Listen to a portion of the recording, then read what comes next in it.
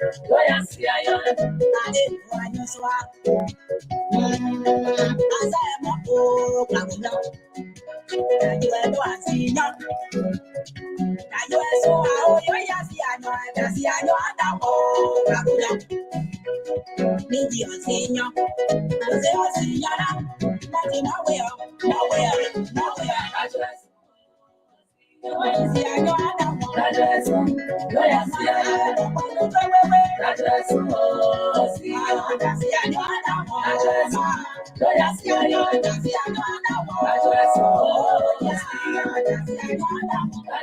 Address. Lawyer Sia, address.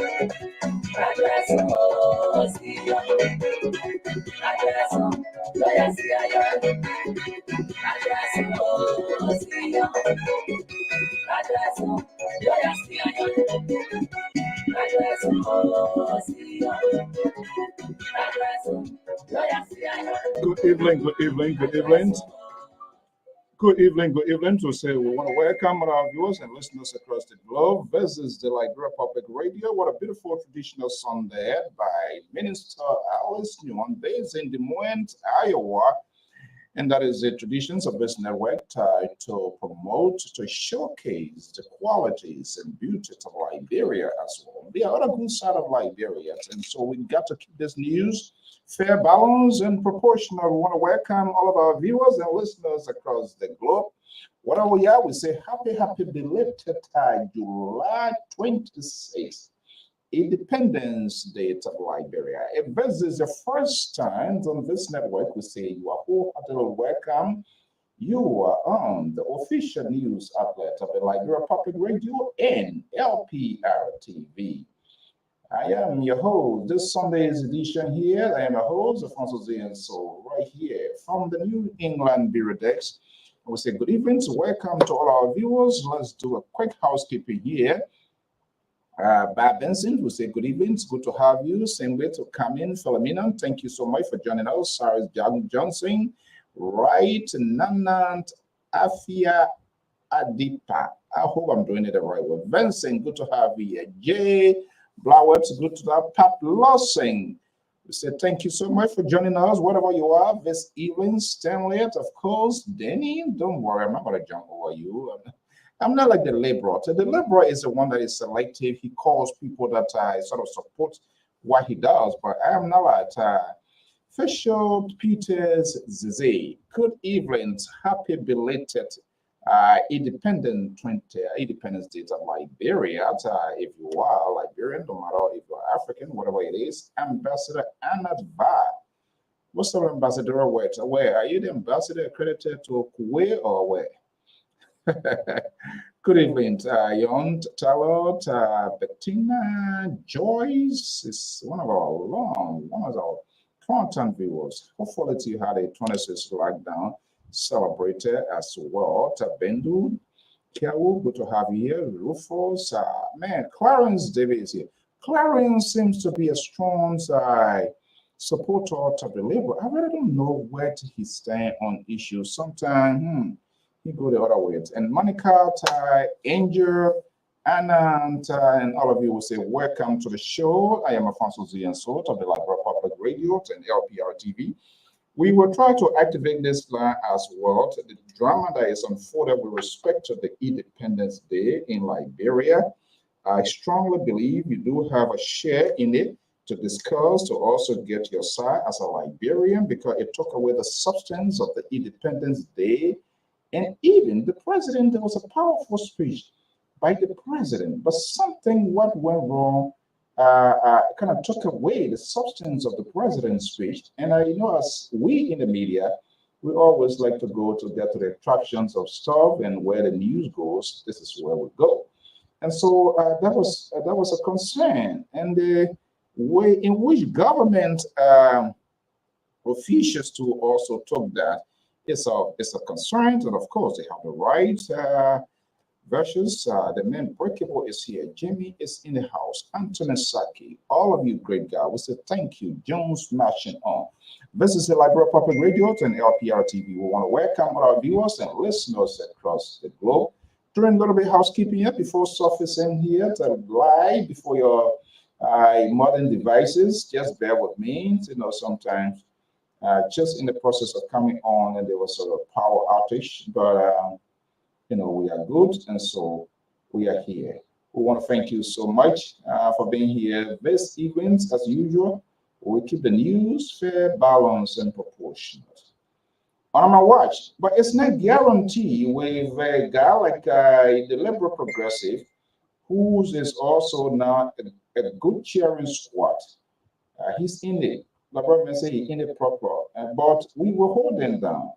And he has his crew on this network that also validates and support what he does. Notwithstanding, we will keep them in check. Dr. Bryant, good to have you. Happy belated Independence, Prince Gibson. Well, today is the 20th. Today's the 28th? Yes, today's the 28th. Today's the 28th. I don't want it to be Friday now, so people will take it. Welcome to the show.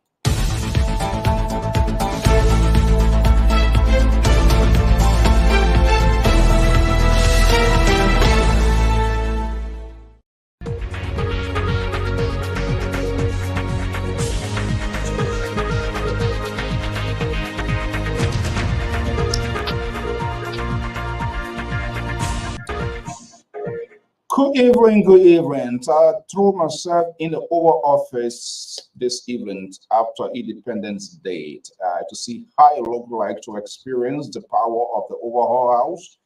That's the executive mansion that's official to residency of the President of the Republic of Liberia. You know, that building was heavily contested in the last elections, and it will always be like that. This is Lpr Sunday's editions, open mic. What is ahead in the coming week? What are your thoughts? Every week has its own drama in the politics of Liberia and everywhere, even in the USA. We just know what is happening today. In the next second, by the time you flip the channel, you see something bizarre or whatever, it's unusual to unfolding.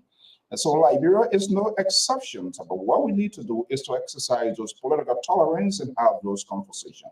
But we do know, in a word, each and every one protect his or own alligator. And not just ordinary network. We have some right here, and you will see them here tonight. No matter what it is, they will reconstruct what appears literally the crime scene and give it a good picture. That's the politicians. But they say they are not politicians, they are advocates. Advocating for who?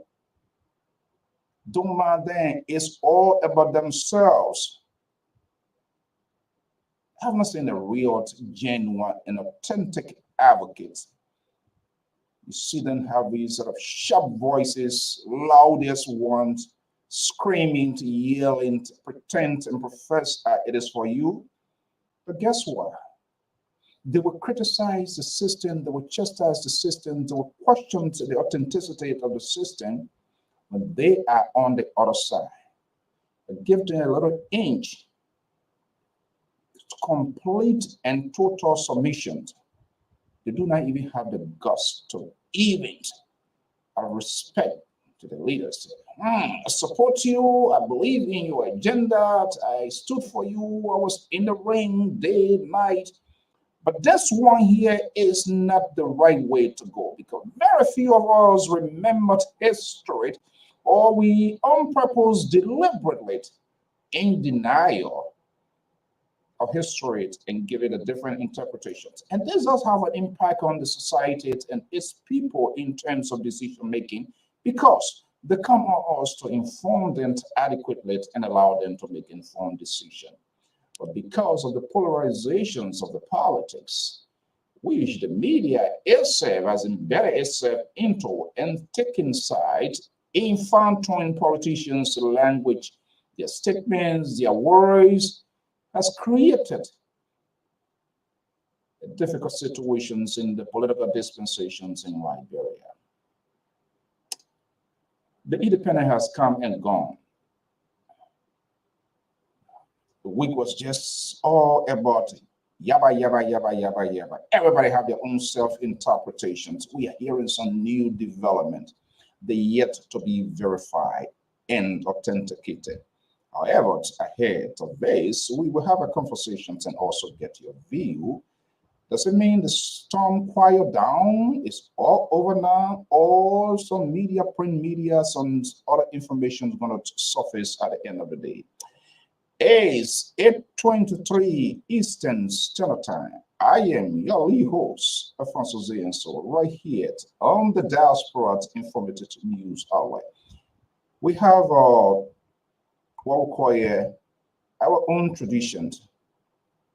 We are battling against quantity. For us at LPR, quality is the preferred language. So, and I know people are interested in quantity because it comes in bulk, but they don't verify as to whether is the real brand name. Welcome to the show. My guy is here, and we will get the conversations rolling to right here. If this is the first time, we say you are wholeheartedly welcome. We do not say your way as to how it should be or what you want to hear. We tell you what you need to know. Not necessarily, we was kind of fumble and kick the can down the road, whatever it is, but We don't do it to entertainment because we simply want to hear the next day. That's not who we are. At LPR, we keep it fair, balanced, and proportional, for which all voices in Liberia, we are sharing, Washington. I'm trying to find a name for the ANC folks and some of the rejected politicians who cross carpet to all party. All voices are accommodated, but we do ask all of the tough and solid questions. That's what we do. Welcome to the show.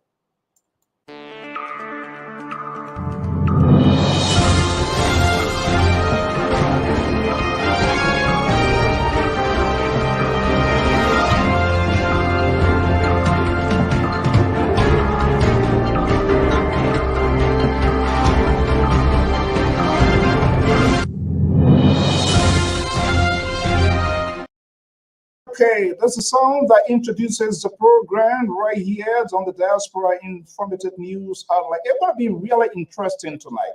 We have one Boashins and we have another Weashins. So the two Shins going to go together and see, let us profile the belated July 26th. The soundbite is still out there. And you're going to watch and see what happened here. Don't be surprised when the most liberal on this network comes in as well and dilute the entire conversation, because that's what he used to. He's a specialist in speculation. But let me go right here in the ocean state of Rhode Island, right with him in proximity, is Jerry Bacon Boashin. He's a strong supporter of President Jose Newman Tabwaika, who is the chief occupant of this building. In Minneapolis, Minnesota, is Eves Morris Weashing. So let's see what happens here tonight. What I want to have a peaceful ground here. I cannot guarantee you that.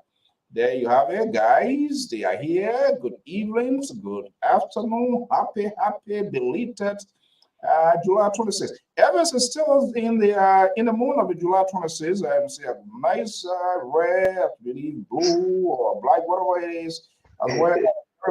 Jerry Bacon, who guy is in the executive mansion, nothing like patriotism. I don't see no red, I don't see no blue. That color says it's not even white. I think it's a cream. It's not even white. Evans is word to unify. That's the Liberianization policy I see. You can share whatever you want to shake here. That is a cream. It's not white. Guys, good evening. Welcome. Good evening, Mr. So. Thank you for having me on. Okay. Mr. Bacon, happy belated 4th. Not 4th. 26. You see, you are so anxious. You see, you're American national. You don't think about American independence. You don't think about the reason we have a polarized society in my own state here, which is so ridiculous. They call a group calling itself Liberians American. But anyway, that's the beauty of this country. They celebrated their honor function. Here we go. The night is about to get more dicey, convoluted, and stuff. So Evans, get ready, because this guy, I know they're gonna. You see, Jerry was kind of limping there, doing something, acting like he's fixing something. He was sending a text to his patron, and by the time his hands removed from our decks, somebody surfaced backstage. See him. So let's see what happened here. The liberal progressive, one of the lovers of the Boashins, is a dropout of the Liberty Party wing of what his name, Charles Walker Brunson. Went to Nyombi, it didn't work out. Went to Belity, it didn't work out. Now he crossed carpet to the Unity Party, codename supporter. That's what they good at. The liberal, good evening. I'm not hearing you.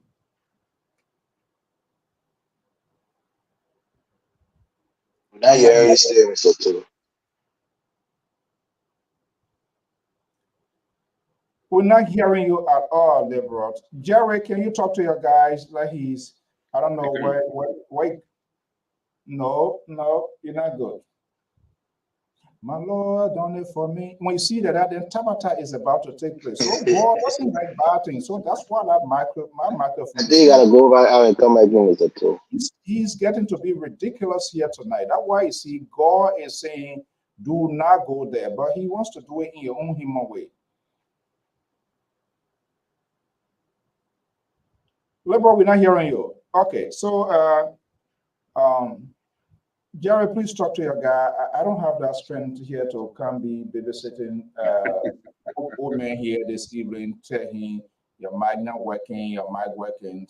I'm not part of that. If he doesn't come on, say it would be great because I'm already, there's a fatigue is already in me. I don't want him to argue. Okay, guys, let's get to the conversation. Liberal, you got to go back and let me just take you off and then you can come back. Probably, and I can do that as well. He hijacked the process now. Liberal, you want to go off completely and come back. Liberal, are you there? You're not good. Don't give us your tongue. Can you go off and come back? Yeah, see, you now you're specializing in sign language. Go and come back. You know, when people are to cause trouble, God get a way of stopping them. And you will see for yourself in real time how ridiculous this guy, as usual, he will be here with his man Jerry back on here. Watch and see. Okay, Evans, let's get a ball rolling. Good evening. How things going? How was the Independence Day? Let's recap some of what happens in our own neighborhood as well with respect to the Independence Day. Tell us a little bit here. How was it observed in Minneapolis as far as you are concerned, whatever you went to, or what did you gather from there? Yeah, I mean, the independence is good. I mean, you know, we had a little program here in Brooklyn Park, in Brooklyn Center, I should say. You know, there was a guy who was a avid, you know, footballer who passed away, you know, a few weeks ago before the 26th, so they honored him also. And you know, had a little Iron Barrow game. It was interesting. I think they finished 4-3 or something like that. So it was nice. But then in Liberia itself, I think on the eve or maybe a few days leading up to the 26th, the big news coming out was, you know, the deputy assistant minister for urban planning was threatening Koluba's life, where it was almost like a consensus that he was going to get fired and would be relieved of his duties. And up to now, we haven't heard any news. Maybe you guys have heard something I haven't from the presidency, whether or not he relieved a guy who was making terroristic threats against a sitting lawmaker. No matter if you agree with Yeke or not, Jabate definitely should be fired. And I don't think the government has acted. And then, of course, on the day of the 26th, we had a brilliant Dr. Raptel Pele, you know, giving a speech that ruffled a lot of feathers, especially that of the Americans and even those, you know, in the government of President Boyko. But maybe we'll get into the minutia of those things. But I think the speech was out of place in my mind, and maybe others will disagree with me. But I'm looking forward to the discussion, and maybe there's other things we can discuss as well. Thank you. You know, the oppositions are very good to grab every little pain and they have the right because if you give them the opportunity to do that, if I were in that too as Rush, I want to capitalize on it. But let's see how Jerry Bacon is going to deflate and put on his bulletproof political jacket here this evening. Mr. Bacon, as evidence was how the independence and quickly just get a run through and decide to go strictly with the purpose here to jump into your throat. His action is deliberate. I know you're waiting for your man to deliver to come. On sister-in-law, Linda, good evening, happy belated. Welcome, my own sis, Sierra, good evening, right here, and all of the other folks. But Jerry, look, let's come on state here. We saw what unfolded right here. We're going to go to the national politics, but all of these things start from even right on our own feet. And then it gets out there. So there were two different celebrations here held right here and in our own Ocean State. You attended one, I attended one, two different ones. That is okay. But let's get a sense of your independence. How was it, and what was the new lesson learned so far? We'll get to the international side.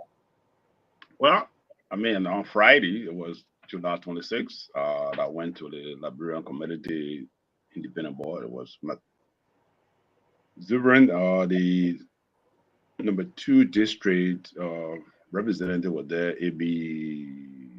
Omun was there. He was a guest speaker. Gilmore, right? Yeah, he spoke eloquently about Liberia. Spoke about unity. That his ancestor from Liberia, his father from Ghana, his mom from Liberia. talk about upbringing, that we are one community, what affect the other community affect every one of us. So we need to be united. That he emphasis we were talking about when he came, and we had a good time. We had a good time. Interesting that no diplomat walk out of walk out, right? Why are you trying to be so? You see, you're right wing when you come here. When Evan was talking, he never asked Evan, and then diplomat walk out of the place. When I started talking, then you begin to bombard me or suffocate me. That It's all over sedition, Jerry. You have to forgive him for that. Why you want to ask some question? I just said we had a good time. They said no. When Evan was talking about trying to antagonize the government of Republic of Liberia, that the assistant minister for affairs, attack another branch of government. You never say anything. But when I try to talk about, the red wing, you always try to paint so-called liberal that we are the bad people. No, we are not. We are people who are separate to the people. So it is opposed July 26th. I thought we were going to talk about the good things that are going on in Liberia, the good things that are happening in our country, in our birth country. These are things we're supposed to be talking about. So I'm not here to antagonize anybody this evening, but if it's necessary, of course, I will put on a jacket to defend myself. So before I go to your patron, as a lead moderator, you do not determine how my questions are asked. So you know, if I want to give you a peanut butter jelly questions, I can give you that. If I want to give you a question to get in your esophagus, I can give you that. So you are not the one to determine as to how to direct my questions. Well, okay? I'm not talking to plead the fifth not to answer my questions and still defy it. But don't tell me why I didn't start my question how with Elvis and Wayne. And you have your other guy who mic was muted, jump in now and begin to label me of who you think. Well, that's your opinion, that's your view. But I have no control over your feelings. Express it. So you will be okay. That's fine. You don't want to go to your guy. Mr. Bacon. Yeah. Okay, good. When you guys come here, you liberals will give you the courtesy. But you don't like to hear from us, our side of the story. And that's not who we are. It must be done, it must be spread out equally, proportionally, balanced it. And that's what I want to hear from this, I want to hear from that. Like you and your guy, when you come here, you limit other people's speeches. You don't want other people to talk. And they'll say you're liberals. That's not the work of liberals. So you guys are different people. But I'm not going to go to that. You want to pull out your jacket? I am ready. So let's go down the hill with it. I get it ready at my desk. So I know how to go for it. Liberal, good evening. Good evening, Mr. So. Okay. He acting like an innocent child. And Jerry, what I can tell you is, look at his blue suit, just like he just came from Guinea.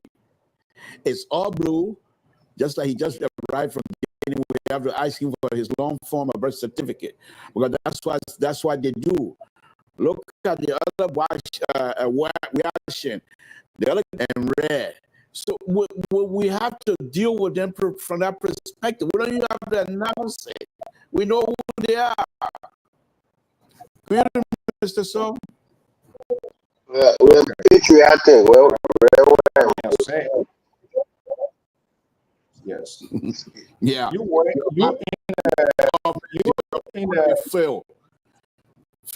in a suit like a guy from Ukraine or whatever it is.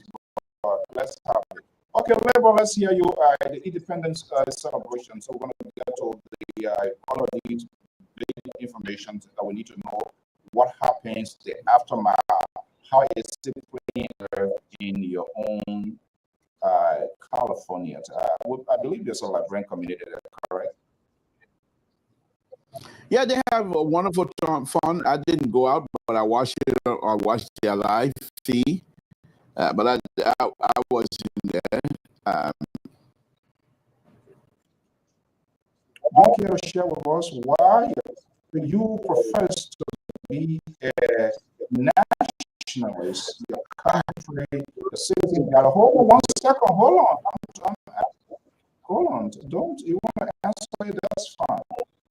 You claim to be your guy is in the national heritage Independence Day, and you say you watch a live stream. What were you doing so much that you couldn't go and make your presence felt? Mr. So I'm not an I7. The love of a country is within the heart. It lies within the heart itself. The love of the country lies within your ability to contribute. The love of the country, if you truly believe in that country and you believe in whatever the country stands for, you do yourself to improve yourself and make sure that you keep your country proud by you doing whatever it is to be on the side of the law. And I believe I've done all of those things. So I am not here to be lecture as to whether where I was July 26th or what have you. I have a turkey here to take care of, to cook and eat. That's part of the July 26th. I celebrate it. I fill my stomach up. I drank my baby milk. I'm okay, Mr. So I am the best. And then that's all it is. Liberia know, and Liberia know the liberal. So we're on the side. So there's nothing here you're going to do to try to intimidate me or whatever. You're not going to be successful. I'm the liberal. They call me Blaku. Please, let's talk about something else. I just asked a simple question. I don't know why you have to go through all of that roundabout. Okay, so now the Independence Day is over. We don't know how the coming week will look like in our country. The substance of the Independence Day, from my view, my own opinion, was taken away. The script of the president's speech that I saw was very powerful. All of this, the substance, the ingredient, what the president needs to speak about to his people, they were there. But somebody missed the boat down the road. It was distracted. We are not talking about it, and that's what the media used to. It's natural. It's something over the way. So let me start with my man Elvis here.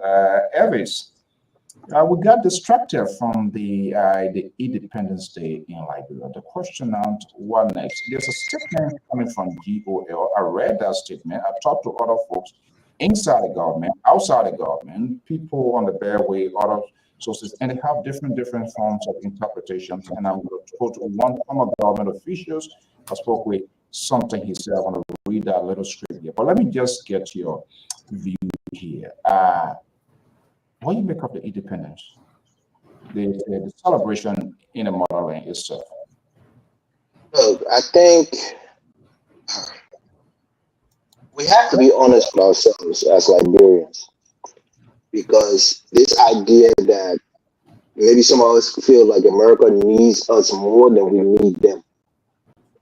If you look at the relationship between the United States of America and the Republic of Liberia, we benefit tremendously more from that relationship right now as it's currently constituted. These people spend hundreds of millions of dollars on us in aid and in other direct, aid to our nation. And what are we giving them? We're not giving them iron ore, because people like to think that Firestone is an American company. It's not. It's a Japanese company that was bought a while ago. The United States is not extracting anything directly from our nation. We're not selling them oil like Nigeria. We're not giving them coltan like Congo. These people, they're helping us more than we're helping them. So it's not an equal relationship.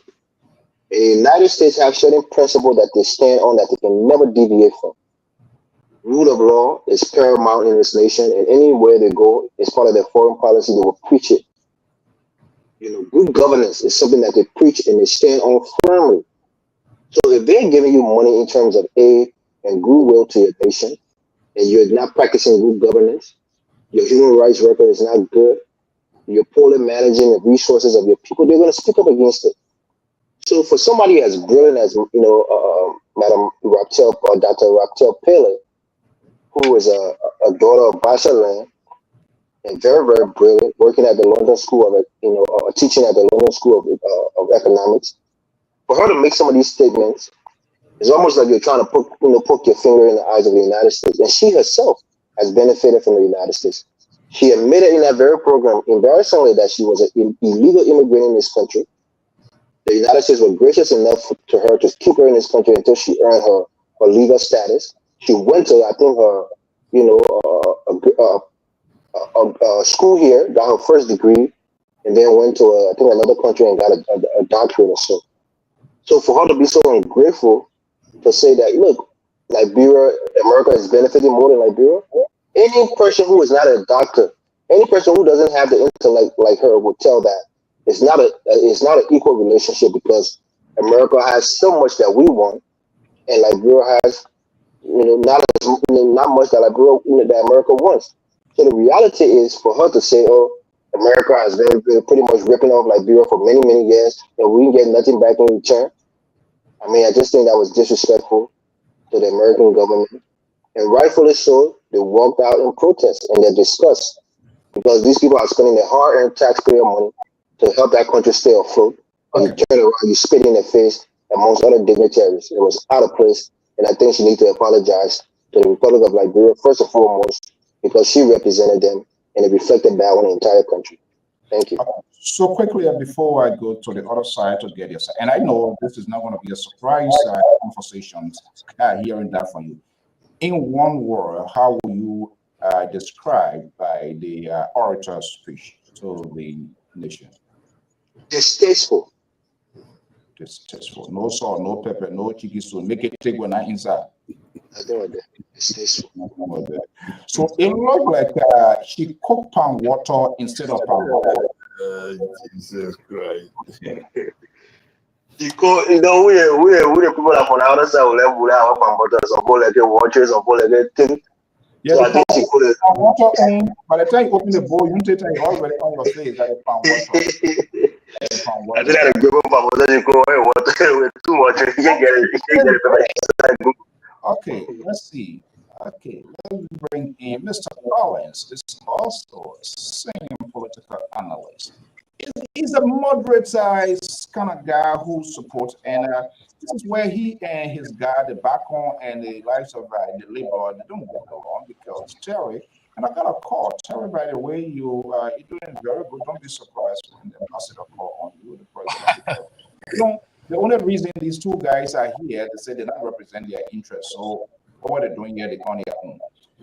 Jerry Bacon, let me just bring you in here. Distasteful. That was the description. Not my word. It didn't come from me. Strictly from one of from Wiashin's loyalists, Evans. You tested it. Was it distasteful? Oh, but he saw it. He ate own food. I was there with tasteless because he tasted the food, so that's what it is. He tasted. I never tasted it, so that's why he tasted. That's what it is. But however, you see, Yeah, no, go ahead. However, what? However, Mr. Evans, see, history teaches us. First of all, Firestone is not a Japanese. For the past 100 years, it was American farm. The capital city of Firestone is called Habel. The two names are put together. The one name was Mayberg, and the owner of the company was Harvard. So they put the two names together, make it Habel. That's right. The company originated from where? Ohio. So let me make it clear about the history of Firestone. But when it comes to the orator of the July 26th, we Liberians, we are benefited from. I'm here. I want to be here.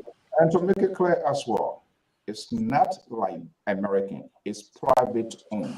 Go ahead. It's private owned, but it's a resource from here. The person who owns Firestone, the person who. So if we want to go that route, we're not going to go that route this evening. Because you know, wait, hey, that's not it's like So back on Firestone was sold. It was sold to Yokohama Tires. okay, just So it's not owned by Firestone America.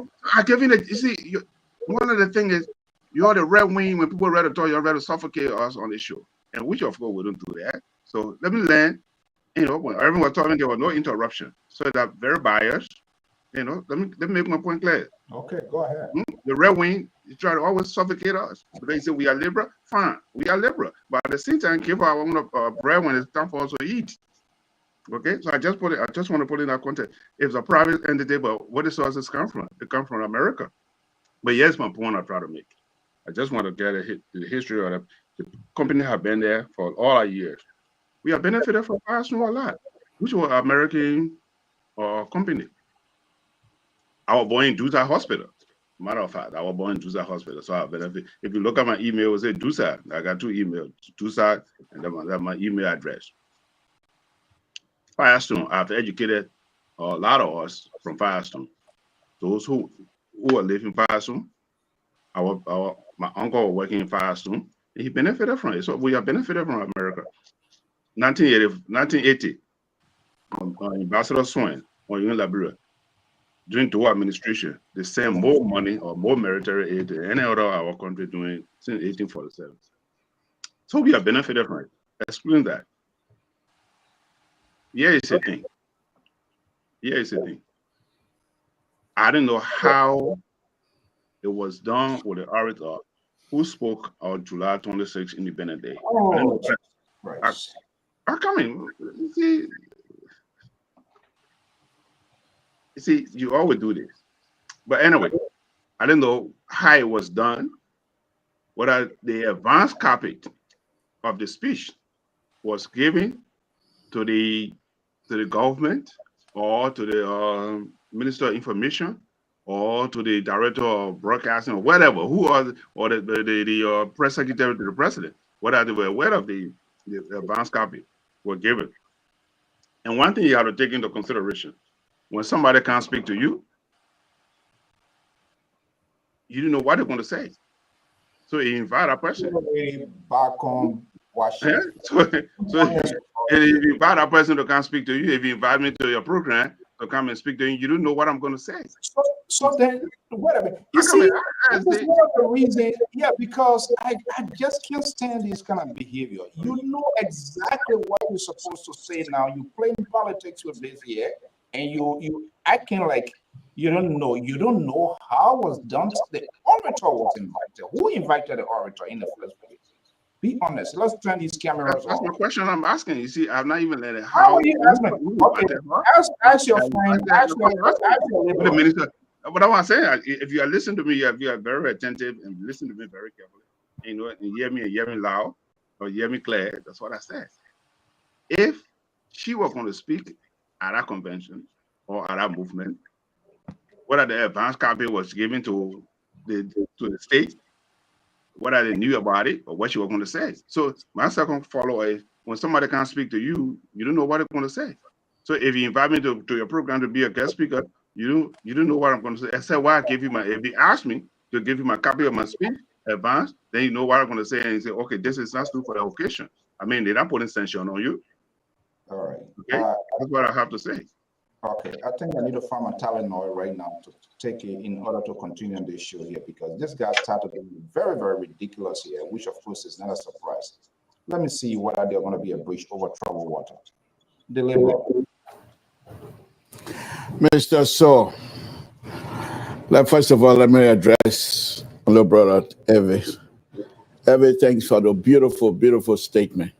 But all that I can say to you is, it is not Liberian fault that you're from Grand Gida eating palm butter with fire coal. Now our business.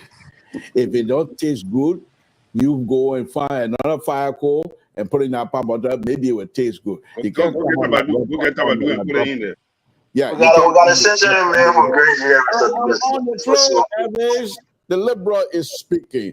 You can come on liberal public radio and can't about say whether that gribble palm butter or what kind of palm butter. Talk about your own palm butter, the one you can put fire coal inside and grind that content. And if it's not tasting good, that's your problem. Don't bring it on our show. Thank you. But no, on a very serious note, let me just say this. Mr. So. And as far as I'm concerned, this whole orator issue is done with, finished, finito. The American, they know exactly what was happening. My son fought in Iraq for the American to walk out on the orator of the Republic of Liberia speaking at the Independent Day in the Republic of Liberia. My other son is serving still. Right now, he's stationed somewhere in the north. And that serving also allowed the American to walk out freely, without hindrance, to walk out on why the speech is happening in the Republic of Liberia, where the president of the Republic of Liberia is sitting, and nobody questioned it. Those two gentlemen that I just talked about, my son, they also serve so that the young lady that spoke would speak freely without fear or favor. One of the things I thought perhaps Liberia at this time would take into this thing here is the fact that this is a hallmark of democracy. This is a hallmark of education. If you are an educated person, you are not afraid. If you are an educated person, you do a lot of reading. If you are an educated person, you have a lot of knowledge of things that is happening. Here in this country, we saw Malcolm X telling the American, we didn't mean the Plymouth Rock here, the Plymouth Rock landed on us. Did they walk out?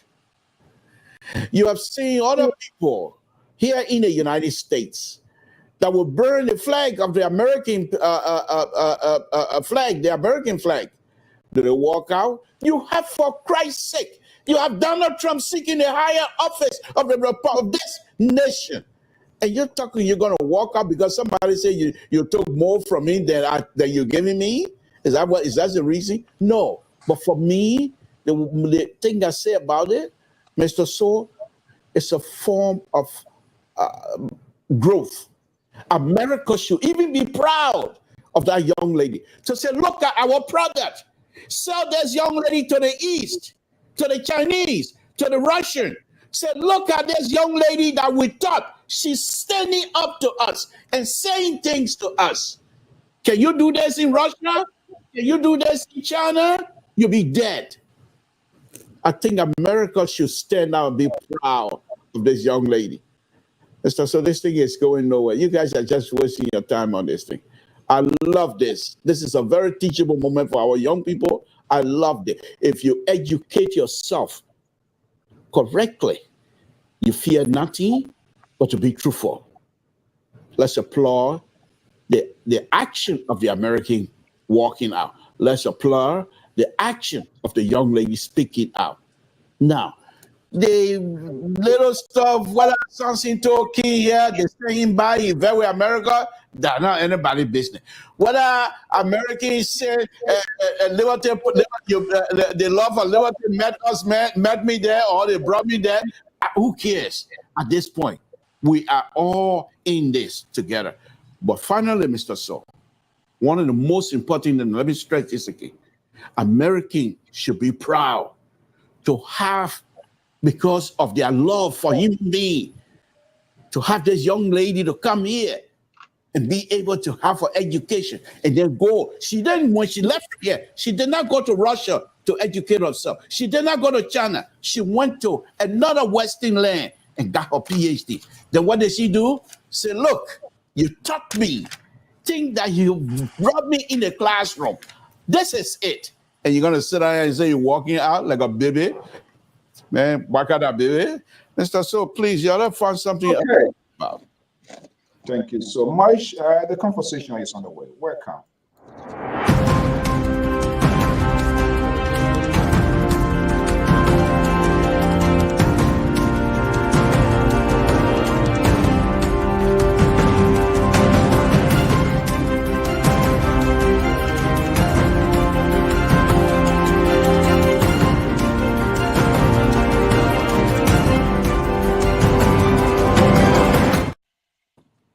Alfonso Zienzo, fan of our contributor, analysts, political pundits also have the sides. This is what we do here: make the news fair, balanced, proportionate, discuss some high core issue, but for the good of the country, and no one voice is left behind. We listen to others. We heard Gerald back on.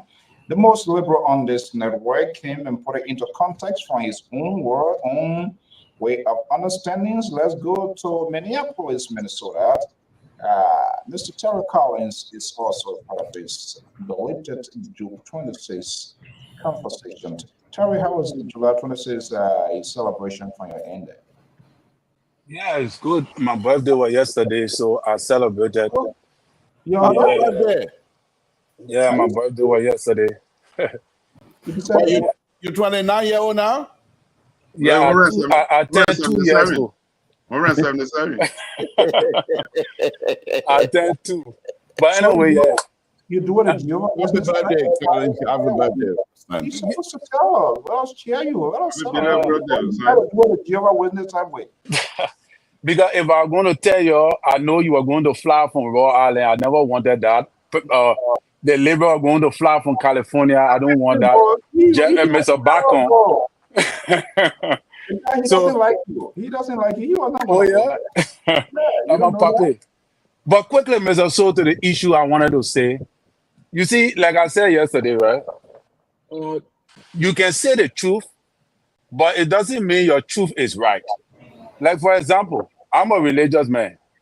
It is true that Jesus Christ died on the cross. But what is right? Was it right for them to kill him? No. You see? So you can say the truth, but it doesn't mean you can say the right thing. Now, I listen to everybody talking. But let us bring this particular scenario to our home. Take, for example, you got your stepchild.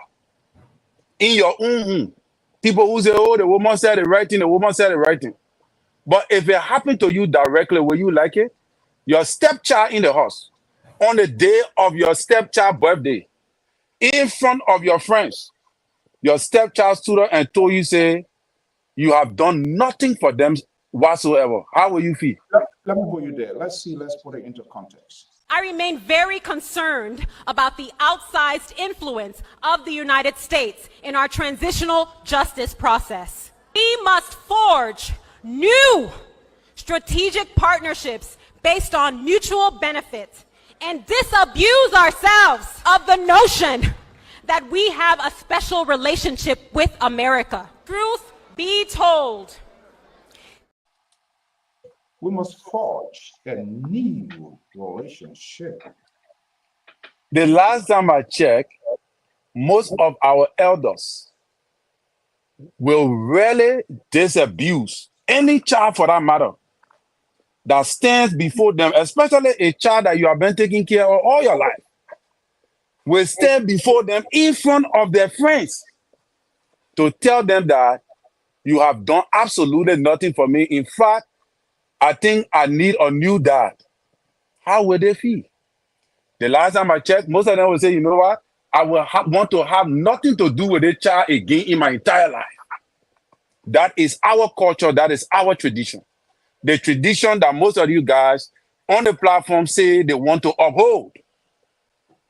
Traditionally, if we are to follow our tradition, do you think that what she did was right? I'm not talking about the truth she said. So that brings us back to what I was advocating for. Putting it on the scale. The liberal, something is running through the heads of the liberals right now, because he one of those who always preaches this sort of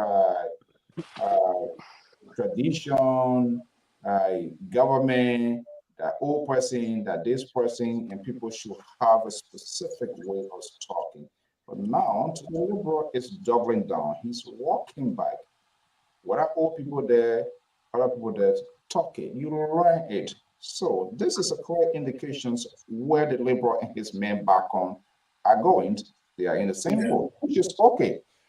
Liberal. So Terry, let Terry finish. So in my view, from the cultural perspective of where I come from, she said something that might likely be true, but we don't, what we look at it from our cultural background, we see it to be somebody who is ungrateful. That is the first word that will come from out of my father's mouth or my stepfather's mouth, that you are an ungrateful child, that all the things that I have done for you, this is how you choose to repay me. So that's why I said there are some things that are true, but they are not right. And there are some things that are right, but they are not true. So it depends on where you are at that moment for you to position which one is true and which one is right and how you can present yourself. So that's my little take on the matter. Yeah, and there are a lot of things running through the hair. Yes, let's get it labeled, and then I'll go to Elvis. So, Mr. So, once again, as correctly Terry would say, sometimes you say not all the truth you say they are right. This is one of those occasions while what he's saying is quite correct, but in this situation, it's a little bit off as far as I see it. And here's my point. We are speaking about a country that helped another country for 177 years. America has opened its door to Liberians to come in this country and get the finest education as long as you have the ability to learn. America has opened its door. As Liberian, you can come in this country, you work hard, you can be a millionaire overnight as long as you stay within the confines of the law. So with that, I think America is also big enough and strong enough to allow people to freely express themselves. Now, I'm going to say this again.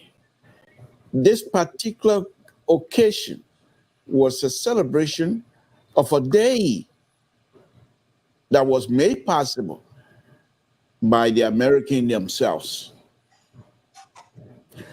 However, America also, I believe, have a clear understanding that Liberia is not monolithic. They are a diverse group of people with a diverse view. And from that perspective, I thought the American would use the opportunity, this occasion, to showcase the brilliance of this young lady. To say, look, I mean, if you listen to this lady and you close your eyes, you think she's an American, I mean, just like she's speaking just like Elvis. You think she's an African American. You won't even know that she's a Bassa woman because she gained all her education here, Right. Without hindrance whatsoever. But then not when she was going to school. She went to school and learned freely to express herself freely. There is no limitation on what she can learn and what she can say, as long as she does it with respect. After that, whatever she did here, that wasn't enough. I said again, I'll say again. She did not go to Russia. She did not go to China. She went straight to one of the Western nations to improve on whatever she learned here, to expand on that. She came back in a gathering in her hometown. This is poetic, to be honest with you. In her own town, yes, you can shake your head, that doesn't matter. In her own town, she was educated by the folks she was getting ready to criticize. To say, in her own words, if I were there, I would say, look at me. You taught me to speak my mind. And please permit me to do so freely. And that's exactly what she did. And I still say this, Elvis, while we try to put that in the context of a culture, lineages and what have you, that is fine. I would not even allow a stepchild or even my own children to speak like that, even though I let them to speak whatever way they want to speak, but they know when we are among people how to speak. But we are two of all, they can say whatever they want to say as long as they don't insult. So they agree with Terry then. Hold on one second, huh? He's trying to be in multiple places here to be political. No. Hold on. No, I'm too slick for you. I'm too slick for you. I'm a liberal. You can't hold me in one position. You know that. So don't even try. The point here before I close, Terry, why your point is in terms of the culture cultural behavior and cultural value, I do agree with you. However, this is a war stage where the competition between the big shots, the United States, the China, and the Russia, is in full display. And I will say to the American, my kids serve here in the United States. For American to walk out when they were invited in other people's country, but for them to walk out freely without any soldier stepping in the way, where you going? Our president sitting down, you walk away, nothing. And that freedom also extended to that lady to speak whatever it is. My goodness, my people. You're win. Let me say the last one here. You can't keep not Liberia, where Prophet Key existed for almost 6 years, my people. They're not Liberia. They're not we, the Liberian, where Prophet Key existed for 6 years straight. Now the ladies, America, you do nothing for me. That's why we're coming to bring the whole cutting down. Man, let's take this thing serious a little bit. Any other person name that you want to call? The point is well taken, but I think it's a little bit different from my perspective. Is there any other person name you want to call besides Prophet Key? Where Aaron Costa, call your name. I will call besides that. I can't call my own name. You can call over. Before I go to Elvis here, for clarity and for our audience to get a takeaway, well, you say your children can say whatever they want to say, but when people there, they should say the same way. Why that sort of status of limitation restrictions? Why they can't say when other people are there, they should say why? However, I make a point though. When we among people, they should know what to say. But again, they know what to say among people. That embarrassment there at the point. Not in the business or trying to say this is what you need to say. This is what you need. No, this lady was taught by the American. This lady was taught by the London or whatever you want to call them, and she decided to use that same system. You are not answering my question. So if you start to answer it, that's okay. And I'm going to give you a second. Everyone's in life deserves second chances. I'm asking you, why is a restriction for you to tell your kids? You can say whatever you want to say to me, but when you have visitors, strangers in it, know what you say. What is the basis of that? Because that's our culture. Oh, yeah. No. Mr. Sullivan, come in, please. I got something I always respond to. I would close him because this is who he is. He always, what he say, and his own word, he always unbalanced, unstable. He wants halfway for Terry, halfway for this, because he doesn't want Jerry Bacon to feel ill about him. So he kind of put it on scale, which is okay. Terry, you listen to Mr. Collins and that of the liberal. Yeah, I think you mean Elvis, but let me say this. Elvis, yeah, like the statement that many people think is true is factually untrue. America has not benefited more from this relationship than we have. I'll give you some example. All of our major infrastructure in our nation that we are using today was built by the United States of America. Our Freeport, our airport, a lot of other infrastructure in that country was built by the United States government. We are so fiscally irresponsible, meaning with our money as a nation, we couldn't even renovate our own airport, our national airport, which is a national security, has national security implications. The Chinese had to come and give us a gift. One of the best buildings we have in our entire nation, where many people go to have big programs. I don't know if that's where they even have this program. The Ellen Johnson Sirleaf Ministerial Complex, it was built by the Chinese. I mean, as a people, we are fiscally irresponsible. We can't raise money to do jack nothing, like my grandpa used to say. We can't do anything for ourselves. The mansion that you have behind you, Mr. So, Tubman was bragging how the American gave 15 million or 9 million to build it. Because I thought they were using our Freeport during World War II. So they gave us something in return. It was never something for nothing with the Americans. They always give you something in return for whatever you're giving them. If you help them during World War II, they did some infrastructure building in your country. If you help them do such and so thing, they give you money for such and so, thing. So this idea that it has been such a lopsided relationship with America only take and they don't give is just not true. I live in this country over 20 something years. I understand that America has a complex relationship with many countries around the world. I'm not going to tell you that America is only a benevolent nation. It's not true. They have done some crooked deeds, but they've also done some good things. I was in Liberia at the end of the war in 2003. We knew what was going on. They were talking about child ship being seized by the American on the ocean. We knew what it took for child to leave that country.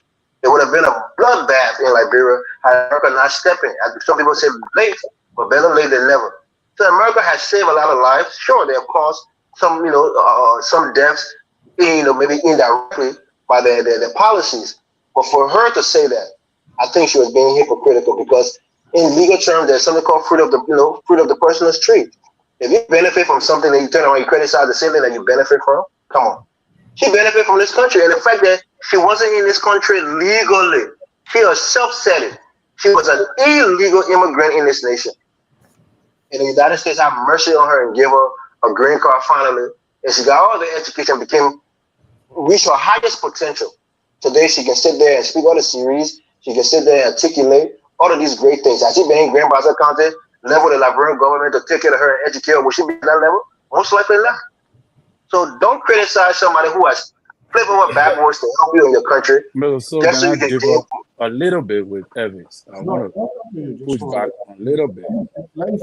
Slightly. Other things, let's one secretary, I will give the mic to you. Other things that she said in the speech was accurate.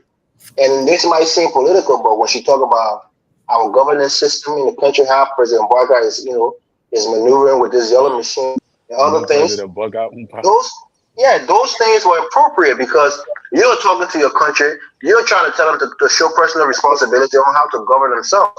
If we did not need America, you think America giving aid to Russia or America giving aid to China or even to Great Britain? Of course not, because these countries have built up themselves and they are independent. When we gain independence, we didn't gain independence.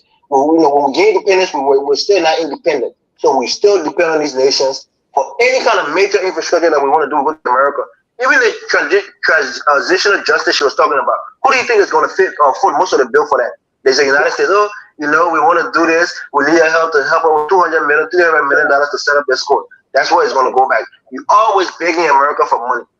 Always begging them for money, and money is not growing on a tree. This is valuable resource that's coming from this nation that the taxpayer pay into, and you are benefiting from it. But when they come back in 15 years and look at your country, they're still at the very same spot. So they feel like they are wishing money, and they're getting nothing in return in terms of a success story from Liberia. So the people are tired with us. They're tired with the nonsense. We have to take personal responsibility as a nation, and she herself have to blame her government. She did a little bit of it, but she had to do more of it because the people that's running Liberia are the ones that's most responsible for our success and our failures. Thank you. Okay, quickly, I will come to you here. Liberal, your guy said, come to you. Your guy, Bacon said, he doesn't know how this whole woman speaking came about, whether the government were aware, and they didn't ask this and that. I want to be correct here. Let's hear. Can I come in? Yeah, let me come to you. I didn't hear it. Maybe something was running through my head. Can you explain yourself much better that you don't know how her speaking came about? That's what I told you how it came about, how she was invited, whether the copy of the speech was given, advanced speech, the copy was given. But anyway, we'll pass that step. But here's the thing I want to say to you. No, we don't pass that. This is how your water down stuff. Who invited her? I just told you. I said I'm wondering how she was invited. Who invited her? Listen, go ahead. What's your question? Do you think Bacon is part of the government that you want to hold him to know who invite who? No. So yeah, what I'm saying, because if you know who come to speak, the copy of the advanced speech should be given to that individual where you're going to speak, mostly. And especially when you're going to make a public speech, the president should be able to have a copy of your speech. Even when the president of the United States or the speaker is going to speak, they gave an advanced copy of the speech to the audience you're going to speak or to the individual who you're going to speak to. But here's my point I'm trying to make. Folks, we have benefited from America a lot. Let's get to current event. You know, whether there are a lot of things have been said about this one speech or Liberia, America take a lot from us. You know, the relationship we've been having with America for almost 177 years is just one word business going to damage our relationship? No. America is too mature for that nonsense. They're not going to gentrify it, but they had a right to the church, the fair had a right to move, and because if you do. But here's my point I want to make to you. When Obama was speaking, Mary Green from Georgia, she told Obama, "You lie. Nobody walk out of the place."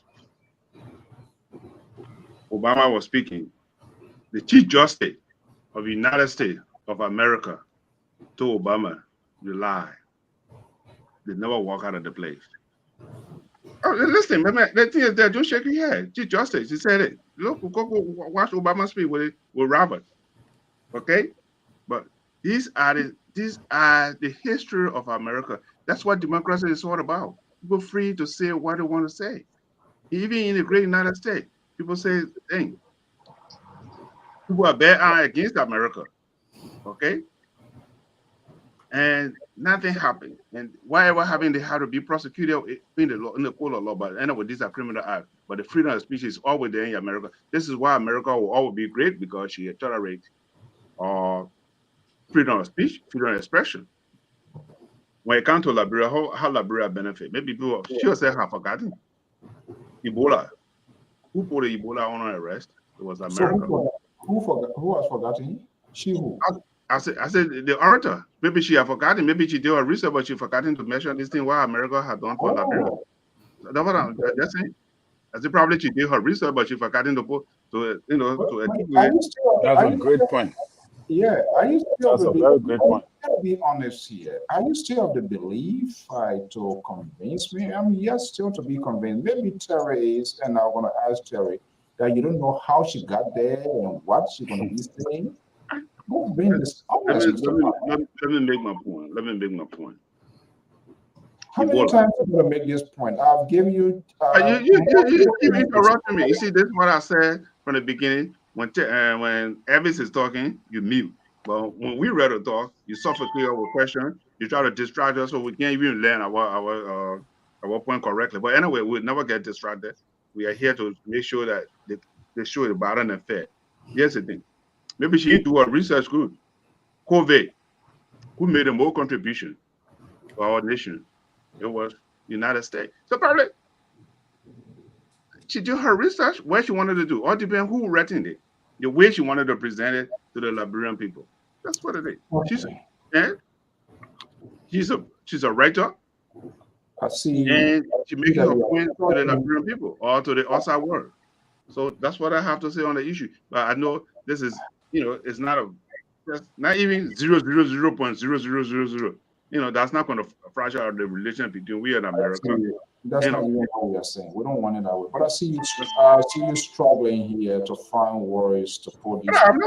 I'm not vocabulary to put it together. You're not speaking. Mr. Joy, just call the LPR number, the 682 if you want to call. All right. Call the 682 number. Let me hold on 1 second. I think Joy wants to call, but you know the number. Call the number. So Joy, are you there? Joe, show me for what I said. Yeah. Okay. All right, Lpr, Terry, you wanted to say something? Yeah. When Evan said it's not true, so you gotta look at what true is. So everybody got different truth that they feel that is truth to them. Like for example, right? What we don't know. Maybe she's speaking from the war perspective, how the war came to Liberia, and how Charles Sitter was here. Charles Sitter was freed. He went to Liberia. He took over 250,000 lives. And based upon that, because of the influence, based upon that, we lost over 250,000 people that have led our economy broken and hard to recover. Even after maybe almost 20 years, of peace and stability, we have not recovered. There is nothing that can be compared to the loss of one human life. There were pregnant women that got their belly was split open, their children were taken out of it. There were because guns were given to children, guns were given to immature people. So when we talk about truth, you got to understand what kind of truth she's talking about. And you got to understand where she's what is her position. You got to go into the mind of the orator. What do you mean when she said these things? My position is, was it right? Because these people also recover in many ways. They brought peace to you. They like Mr. Bacon said, they settled the Ebola crisis. She should have made mention firstly of the things they did that brought us to where we are, and then she can cite her position as how she thinks. But the divisive position of trying to create new alliances, and demanding that you took more from us. So the more she's talking about, if you look at the lives that was taken, because of the mistake of the West by trusting men, a child stater who never had military experience, and went and recruited children to fight the war for him, that brought a great devastation to our country and people. To that extent, our country have not recuperated. So we got to look at where is her truth that she's trying to present. My position is, was it right? In my opinion, no. That's where I stand. Terry, that woman is intelligent enough to articulate her points. So it's not ambiguous when we have to interpret it for her. And lastly, we also must blame Samuel Doe for his role in that war. It wasn't just Charles Taylor. Samuel Doe was doing things in that country that hurt a lot of other people and made people angry enough to want to come back and retaliate. So it was not America that told Doe not the to one be a who brought the tyrant. war. Doe did things that precipitated a war that people felt justified in bringing war. How did people get guns to fight? How did people get grenades? Do you know how much for one bullet? Okay. You see, how did Charles Taylor get free from prison? Can I come in 1 second, please? Give me 5 seconds, please. Can I get 5 seconds, please? 5 seconds, please. 5 seconds, please. 5 seconds. No, wait. I am driving this boat. I'm not gonna. It's not a liberal. You're not gonna do it the liberal way here.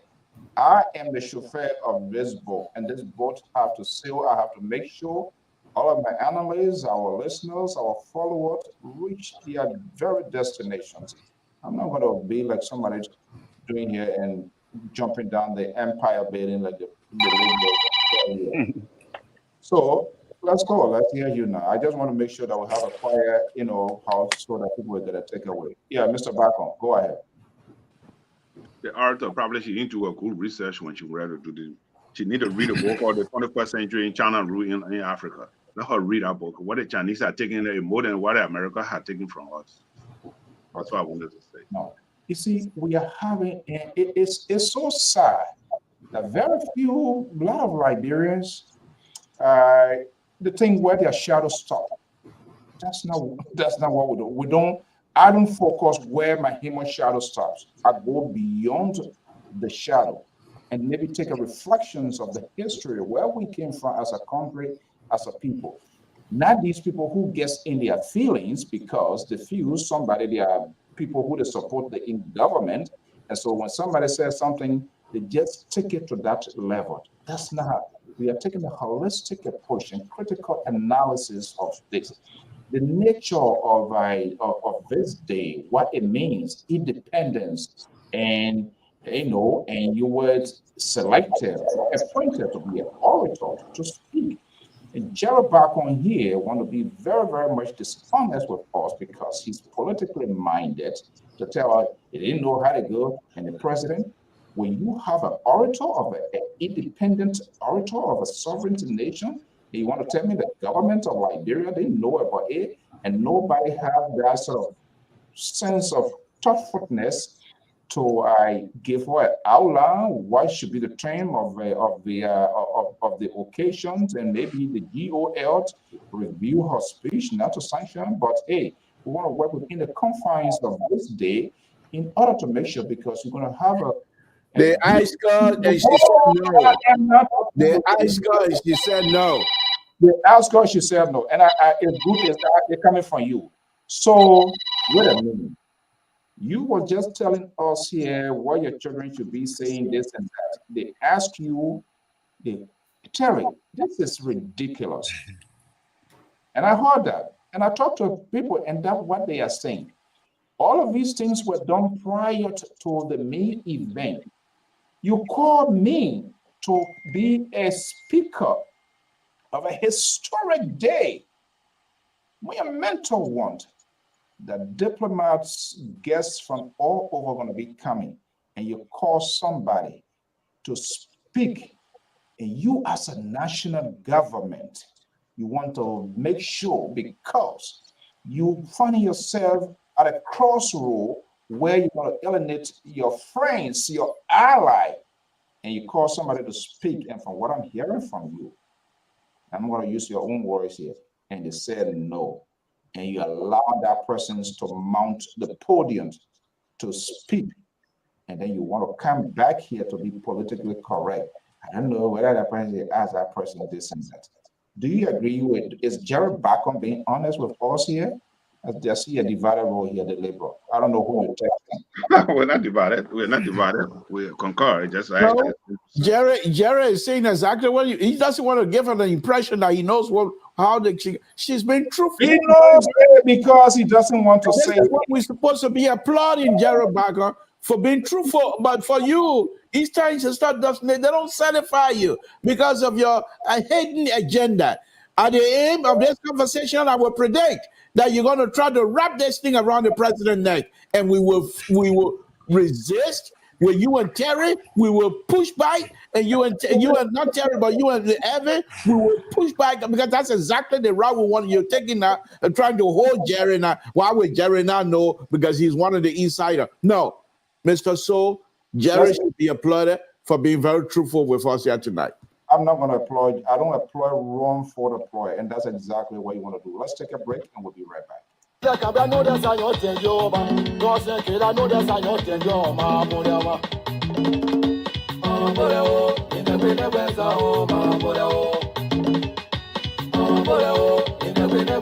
Hello everyone, my name is Foye, aka Diamond.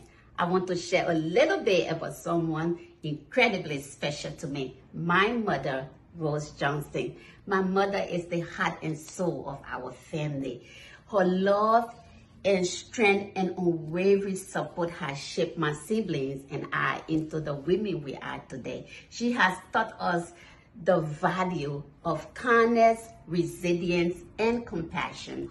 On October 26th, we will be gathering and honoring and celebrating our mother's incredible journey and all the lives she has touched.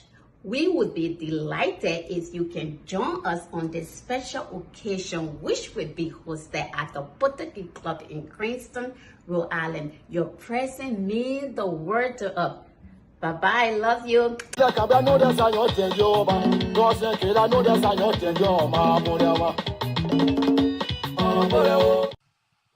Okay, that's there will be a big appreciation, and this is different with Lpr. Besides us talking the politics, we also go in the community to get these success stories of people. People have not opened the phone line. Wait, when the phone line is open, I will announce it. Okay.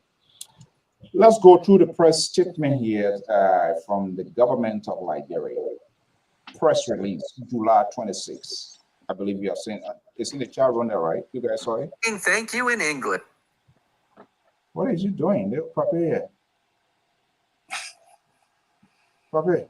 That the LBS AR intercepted it.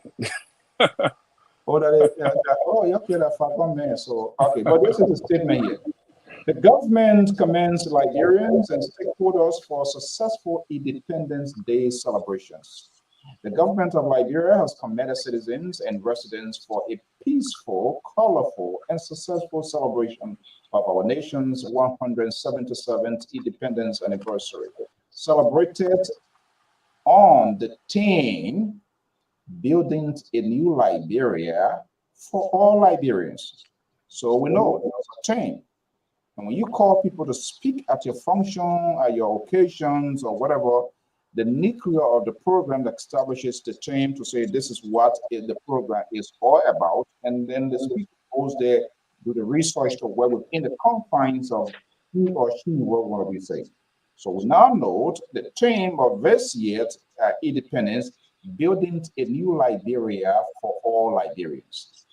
Okay, Your Excellency President Joseph N. Boyka, I call on all Liberians to embrace the true values of freedom and work together to provide opportunities for every Liberian to live and to identify life.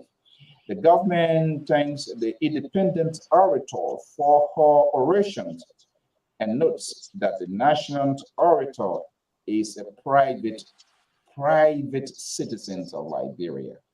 Her comments are solely hers and are protected by the constitutions of Liberia. The national orator struck strong points of speech to which the government is taking note and will take appropriate actions where necessary, possible, and feasible. The Excellency President Joseph Newman Boycott reaffirms the government's commitment to transforming Liberia as the orator urged the government and will engage with all our partners to cooperate on matters of mutual interest. And END, statement finished, the paper marriage. There is no sign, nothing. Okay, so we now know the thing. We will open the line. Libra, you wanted to say something? But before that, when we're having this conversation here, it's not just only for our own consumption. Maybe there were some people who were born during the wartime or who didn't follow the trend of history, which of course, this is one of the reasons all of these media institutions are losing the essence and what it should be like to retrospect on some of the things that happened in the past. Is this similar to anything that happened in the past and what was the repercussion? And first of all, you call me, I call Terry, you went somewhere to address people, to speak to the people. You go talk, okay, let's say maybe you go speaking at a big call. What is BK Hall in Minnesota that Terry? Let's practicalize this conversation. We need to be sensitive in people here. What is a BK Hall in somebody that, or maybe there's a wedding, and you go there, you start talking about the bride. Oh, the bride, even though she married, but yeah, her ex-boyfriend sitting down here. Oh, yeah, the other one there wearing brown coat suit. Oh, the other one there in cocoa and all of those kind of things. We perform your surgeries on base here. You say what you want to say. You feel it's right. So you finish saying it now, you're gone. What is the aftermath? Would there be any effect where it's sort of create some sort of a edge or rocking situations? That's what we are doing. It's not just you talk because you want to talk. Now we know the theme of this year, Independence Day. Was that speech in line? Was it in conformity? And from what I'm hearing from the Liberal, which of course they have said that, people said that in private, that this lady, she refused to get a final script to the government. If it is true, other individuals within the GOL, other places, they have said that, but I've not heard an official statement. And the ministry, I hope these questions are asked because we want to avoid these aftermath headache when they are big function. But if and only if, based on what we are hearing, if it is true that she refused to give a final script to the government, then that is a concern. And there are other emerging news we will yet to validate, to verify. That's my point I was making. Mr. So, I want you to highlight. You knew this point, and the reason I was pushing you because of the partisan government that you put on. You say how we don't know this and how there will be no ones Whether it was George Weahtan, Samuel Dotan, for you to speak on such a historic day without the acquiescence of the president of the country, then that's a serious concern. Then that's a complete disconnect. But you do not have. Mr. So, I want you to highlight the comment from Nathan Bernard. There's a guy called Nathan Bernard in the comment. He wrote something there, and that's the disinformation I was talking about. Because people like that, they think that that's how things work, and it's not true. You need to highlight that comment so the panelists can see it, because everything he's saying is not true in that comment. I think I saw that comment already. Yeah, we respect people's view. Let's put it there. We respect people's view. Okay, the orator was, I believe, was 100% right in her speeches. America have achieved a lot from Liberia, 1922, Liberia gave America 1 million acres of land to plant rubber. Are you kidding me? 1945, America. Is that something that you're doing? Oh, God. That thing don't even need answer. Hold on now, let the man read the thing, please. We got to make people hear, because this is how false subliminal messages go away. In Liberia gave free land to build their Omega Spa Tower. I don't know where you get that sort of security information. 1957, NIOC, iron ore mining, Bombing Hill, America told Liberia iron ore free. Free? Free? Nima, America and Sweden took our iron ore free. Liberia forest timber was taken free from, well, then you better live in New Hampshire, live free and right. The government was getting paid. You were not saying nothing. There was never nothing free that America was getting for Liberia. Let me respond. I'll come to you. Let me just highlight something quick. I will come to you 1 second. One thing Mr. Bernard left out, because he called here the other day, and he was telling us American people, whatever accusations or thing is in, they should have told the government to say, oh, your bill is rubber fee. And so the question I asked him was, when you are a landlord, when people is coming to your house, they're looking for an apartment, who determines the rent? Is that you or the person, the renter? That question was in answer. He left that out. These are all information that you do not have no in-depth of. He's brought down with the Firestone, he left it out. Firestone is a private. I'm a Liberian. I'm here. If I'm running a private company here, is that a government of Liberia? Absolutely not. So we need to have that distinction. We need to start giving people false information. If you don't know about it, just be quiet. Go ahead quickly and I'll open the phone lines. But here's the thing though. Probably he had to go back to a history at that time after World War II. The open door policy with Tubman. We couldn't afford it. So this thing there was very reasonable price. Keep it, yeah. We were given to them for them to be able to bring investment into the country. So, like you said, when you're ready to do this thing, do your research and get a history or the genesis of this thing before you can make this statement and put it on a national radio and TV and stuff like that. So, I had a different view on that issue. But anyway, well, people like to tout Liberia were doing better than Japan, Liberia were doing better than other countries. That because of some of these concessions, that the reason why we're doing better than some of those countries. That because of investments came into the country, and Liberia was a strategic interest to the United States. So they brought Omega Tower to make sure that they were watching what was going on with communism in West Africa. They brought in, Lamco to help with investments in Yekepa. People thought that was the best thing that ever happened in Liberia. Yekepa was like a little New York. People were getting paid. The corporation was paying money to the Liberian government on a yearly basis. We even know what happened when Doe took over. They were paying money to the Liberian government. So it was never free. So you can never say that these things were free. It's all about interest.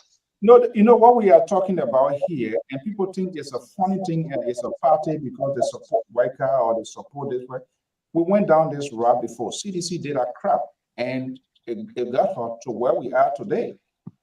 We went right that before. Samuel Doe, when he came to the PL 480, the people there. Now, I'm not saying this is what Joseph Waika said, but people do not have a sense of conscience when you have the managing director and you have senior government officials taking this thing and running with it and talking bullshit, and they don't even have a sense to know that. I'm telling you, I'm telling you, this is The CEO is angry tonight. But the SEC, don't say that thing, but SEC can't take our PR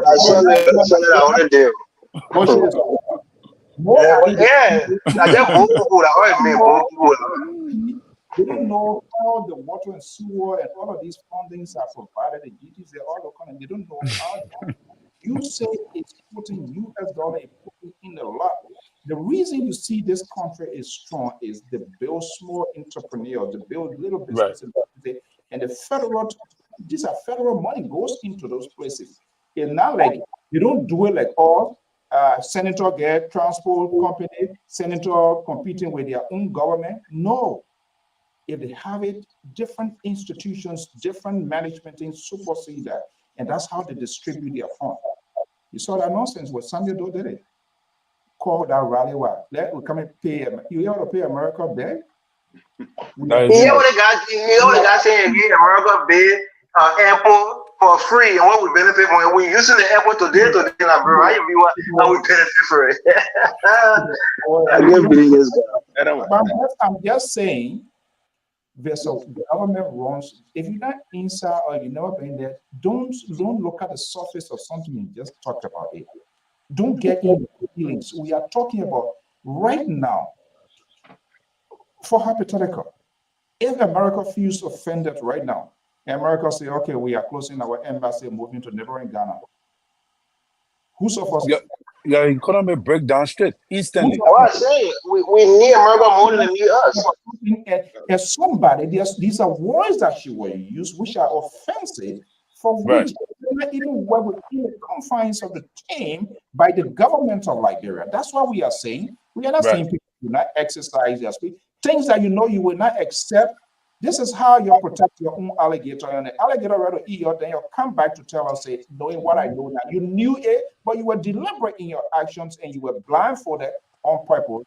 Just how Jared Bacon is being dishonest here. But she gave a statement, Mr. So. She gave a rebuttal to, she gave a strong statement by saying that she would not. She will not apologize. She stand by everything she said. She stand by everything. We're all giving any evidence to back what she said, you know, and all of that. I think she. I really don't. 150 million. They will revoke a green card. She was staying English.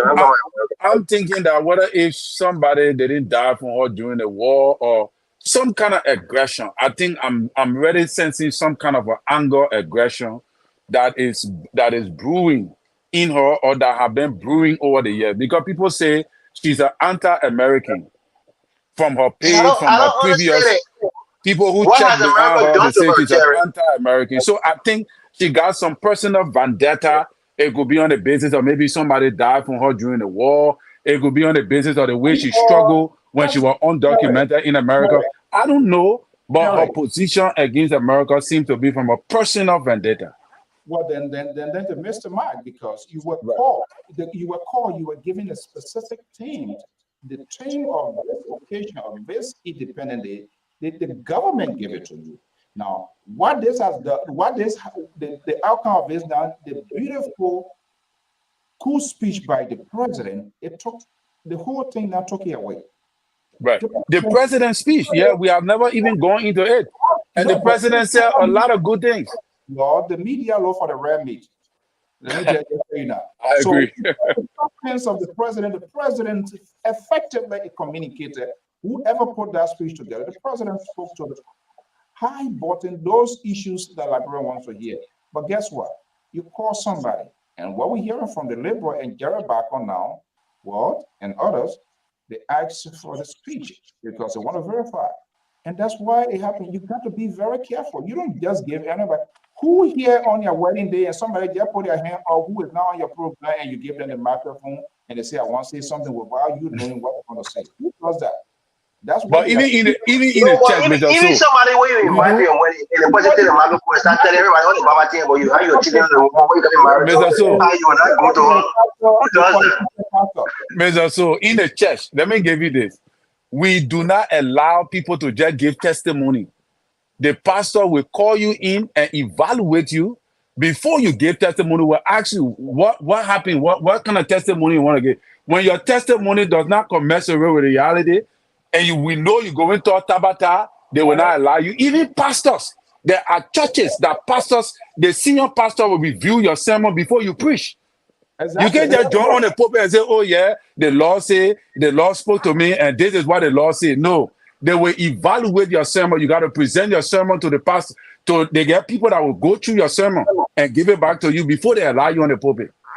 You get crackhead people, remember, what the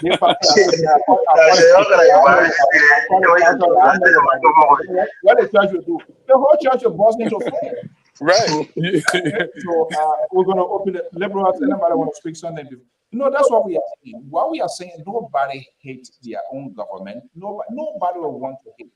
But folks, people, we got to be, look, there are certain fights you cannot take on. We saw Samuel Doden try to do this thing, and they said they were turning to Libya, and we saw the outcome of it.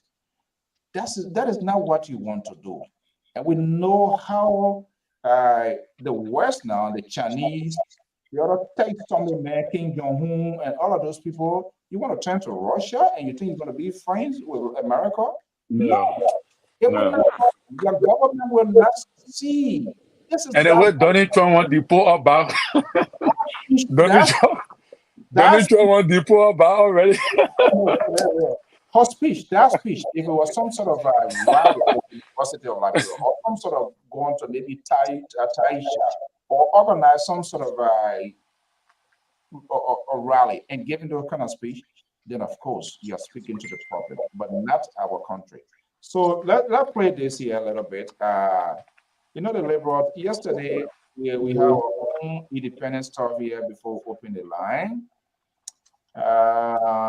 Our own senator, state senator, Senator Jack Reed, the champions of I would say, our librarian, whether you live here or not, he always there. Jerry Bacon knows what I'm talking about. Lpr-Tv was there, and we captured some of the monumental happenings at the American Liberians community. That are here, I want to give a shout out to Pastor Chris, who's going to be our main speaker, a great public servant. We are celebrating Liberian Independence Day, but also the 2024 graduates from Rhode Island's Liberian community.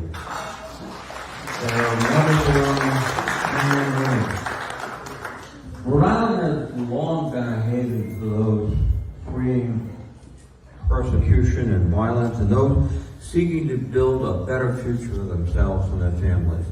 And I'm delighted that Rhode Island's Liberian American community is part of that rich tradition.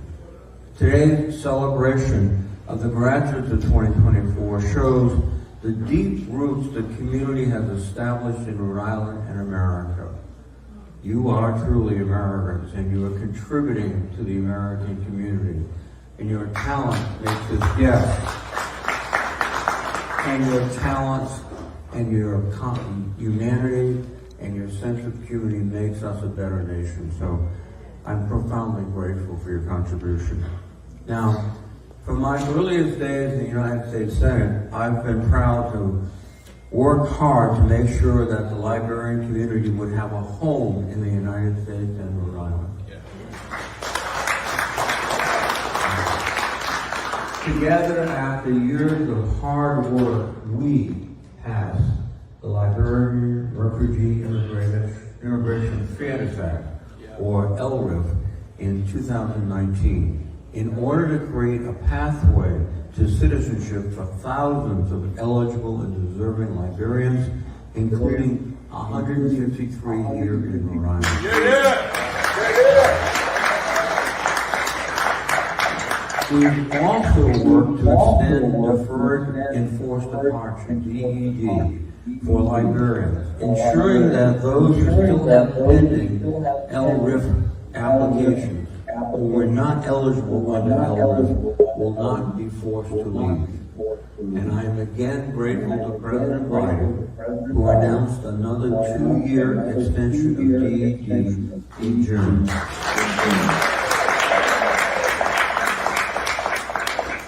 For we're really here to celebrate these 45 remarkable young men and women who have graduated from middle school and high school and college and beyond. We have an MD in the audience, I believe. Again.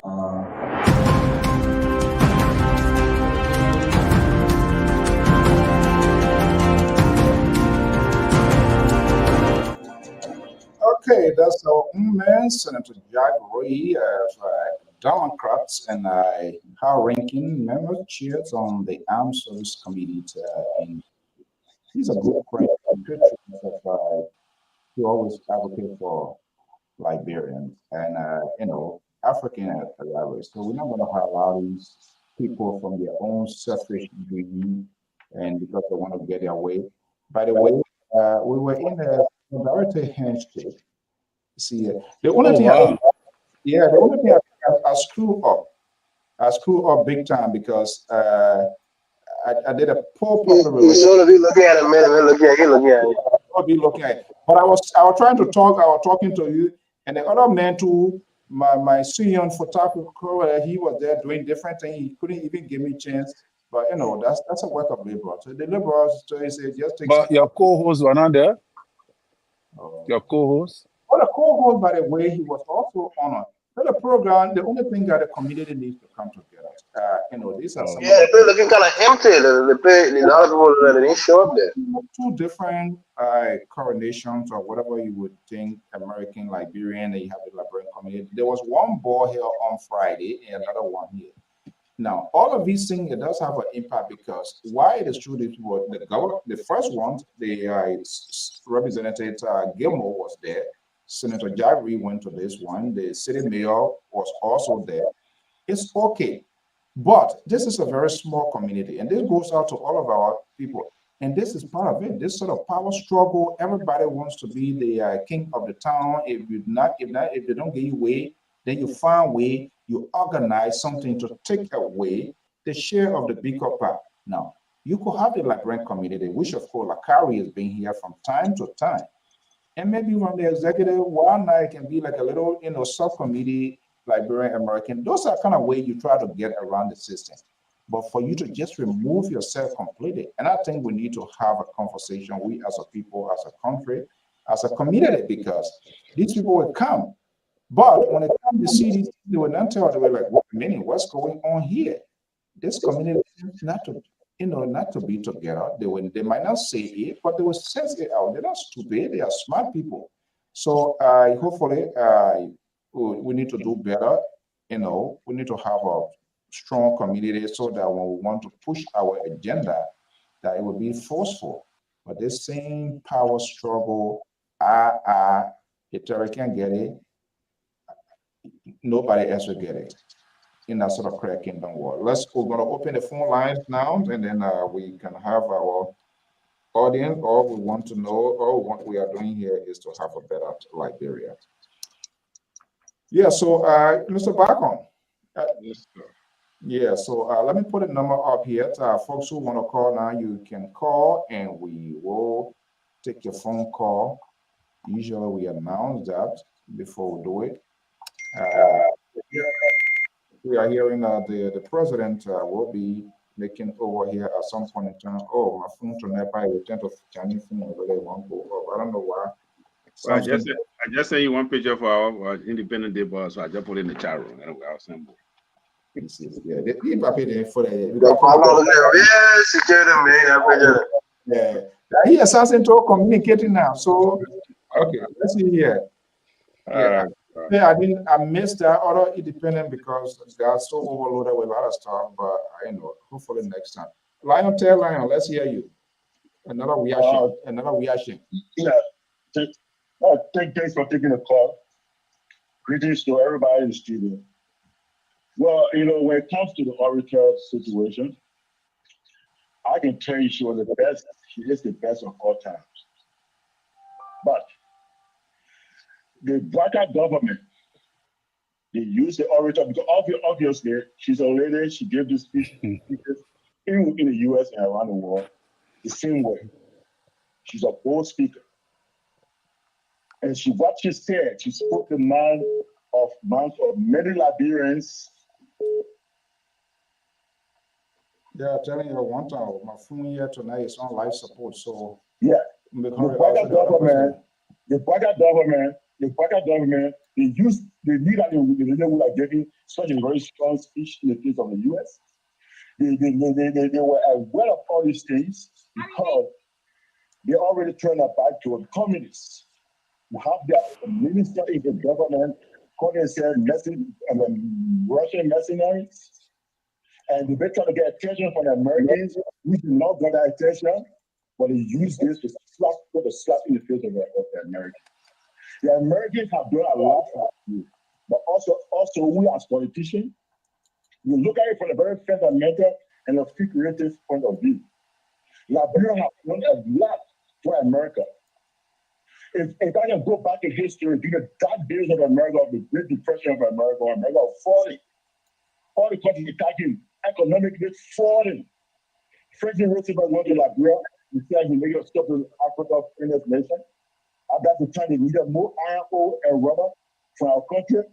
That time, Eddie Roosevelt, she was advocating strongly for the black people to work in the factories with white Americans, and they not wanted that. But they were forced to allow that. She was lady who advocated for black men to work along with the rest of Americans in the factories together. And they begin to pull up after they got all the resources from Liberia, raw material, they begin to pull up more natural stuff, more ships and walkies and all these things. You cannot tell me the profits fast you have made for all the years. You cannot be spread it with a king for hundreds of years and we need the least developed countries in the world. It's not fair. And you got to look at this from a fundamental point of view. I may have my own view on this. This, it can never be a political party point of view. But however, the Baka government will use that indirectly to serve their own political interests against America. America don't like America, and we still have special relationship. Then the OP considers into Liberia. I gotta go to the next caller. Then the OP considers into Liberia, all over, which is American businesses. Look, you understand we have a special relationship. Okay. Let me go to it. But now, thank you so much. People to get technology, all these things. Tell Lion we have to leave it there. We already had it. Let me go to the next one. Thank you so much. I want to be in. Don't worry, you'll be the next speaker on next year 26. And they'll load us a picture from our program so you can watch. George called a 682 number. Okay, 202 number to let there. Okay, let's see here. He did probably in full of trouble because I show my picture. He now put it in the child, so I will show you. Let me show you. Oh, you gotta show it. Don't be biased. Wow. Jerry Bacon and Mr. Edmond Zaza Bablot. Talking about Mr. Bablot, he will be on I believe the 10th of August, and we're going to be there as well to bring that. Yeah, that's a beautiful in red, white, and you see, look, the potential security advisor to the president to be soon. You might want to take Grace P position. I want that. Don't be afraid. Let's put the number here, 202, number 2214, and then 71 now will be coming to you. Let's hear you. You'll be in trouble. Go ahead. This is a visual power. I know. You can't break it like No, it's an error. Some of male feelings a bit different. Then they won't feel. You want for everybody to feel the same way. But I thought the other time I said because political situation, people have to defend to gain ground. But look, that one speech of nothing mistaken on one speech. One spoke of man to tell us for the population in our country to support our one speech and support our mouth speech. So you start making your own feeling because how you feel, you want somebody to force yourself to believe in you. No. And look, we are discussing my habit. And then somebody say, that not my help. But when it's not my helping, the other person understands different. Secondly, The thing that people do, that Americans do for us, the thing we do for America. Do you have a condition like running now, also now, from the banking for Why you now? do? Do you have like What would they for America, bro? What would they for them? Why you there for America? You cry about it. Breakable. Breakable. Breakable. Okay, breakable hard on to know. What did you do? Hold on. Yeah, no, you said we agree upon all policies, all the foreign policies, we supported everything. All the foreign policies. On what basis? On what basis? What was the understanding? No, wait. You were forced to do it? Because we have a relationship. What kind of relationship? Show me where I can find that. So everything I was Okay, all right. Thank you. Bye. So no, come in. 1 second. No, all right, I won't go to the next person. Can you compare any district in here, any city? You come like another 100%. You have control what? No, you need to stop what you're talking right now. You need to stop right. Listen, You insulting our own country by saying we capable of taking care of ourselves. America pulling our nose. That's an insult to us as Liberians. Breakable, you need to stop what you're talking right now. You see, this is a dishonest part. Your past government that you supported, people stole billions of dollars. They yet to give account. You want to put it, you want to go pay a village. Is that what you're talking about? Why you stole your, why you rob your own country? Why you rob your own country? America, not your daddy. They're not there to be keeping track of every little thing that you do. You want to steal from your people and make them impoverished. They will let you do it. They will let you do it. Hold on 1 second. Let me go to the next caller. 7-1. Let a man speak, but rob your own country. Why people do? Where were we? 719 number. Let's hear you. What's your name and where you calling from? Yeah, okay. Be audible a little bit. I think it's a little bit low. Is it better? Yeah, much better. Thank you. Yes, man. The discussion is very interesting. But I was a little bit embarrassed of some of the brothers when they said that when they try to just criticize what the sisters said right up front. I think we should appreciate some of our sisters that can have, let's say, the balls to make their points, that can articulate that much and not be afraid. The APS said most of our brothers, because we in America, so we take for granted what America has done to Liberia. We take for granted the history of Liberia in America. We keep the other brothers say that the IO, the NORC, all those things we bring to the US is not for free. Come on, bro. We gotta be honest with ourselves. Do you think if Liberia was doing what very benefiting for America, Liberia would be nasty? You would even want to come to America here if Liberia was doing okay? Some of us left Liberia. We came here to seek a better life because of how bad the country has been over the years. I'm not putting all in America, though. Our people have been very irresponsible. Exactly. But when we talk about America being used benefit, Liberia benefiting for America, I honestly believe based on the history, on the fact that we are not afraid to speak to reality. America has benefited more from Liberia than us. What the benefit can you want to point out that Liberia has benefited from Liberia? We can point out more things that America have benefited from Liberia, more than what we can point out that we have benefited. Okay, so what could be the example of that? The example of that, then look at the robot. Brother so mentioned that the robot is a private entity. We do agree, but I can guarantee you, then the government go and try to shut down that robot company, then the government go and try to take over that robot company and see that American will not get involved. So yeah, is the thing, my brother. Yeah, is the thing. I think we need to have a second thought about the future of our country. And the reason is our own government, our own elected people, all of us as ordinary citizens, we have been very disingenuous, very dishonest to our own country. And we want to hold other people irresponsible. Look at your lawmakers. How much in a poor country of how much they themselves earned they are getting, and how much you ordinary citizens. Look at your school. Look at your facility. Are these people, which of your state lawmaker or senator get a rehabilitation center that is being run by a senator or representative? We cheer these people up when we are to sustain government, to support government programs so that those institutions can be a long-term sustainable. We don't do it. but we protect our own alligator and we expect people. This is what has been the argument all along. Because they say, make your own decision. It's up to you. It's up to you is why they expect your government to make informed. Go into a conversation. If you go there, and the reason they are going with the Chinese, because it's the same thing we are talking about, dear brother. Look at these San Darby and all of the bombing hill thing here. People go there, lawmaker. It's all about themselves. They don't talk about the people. We need to start holding these people accountable. We need to start having serious mandate men and women who will put the interests of the country first, then themselves. Then how other countries are going to respect you? You know that Delta wanted to take down Rabat International Airport to do it. Guess what?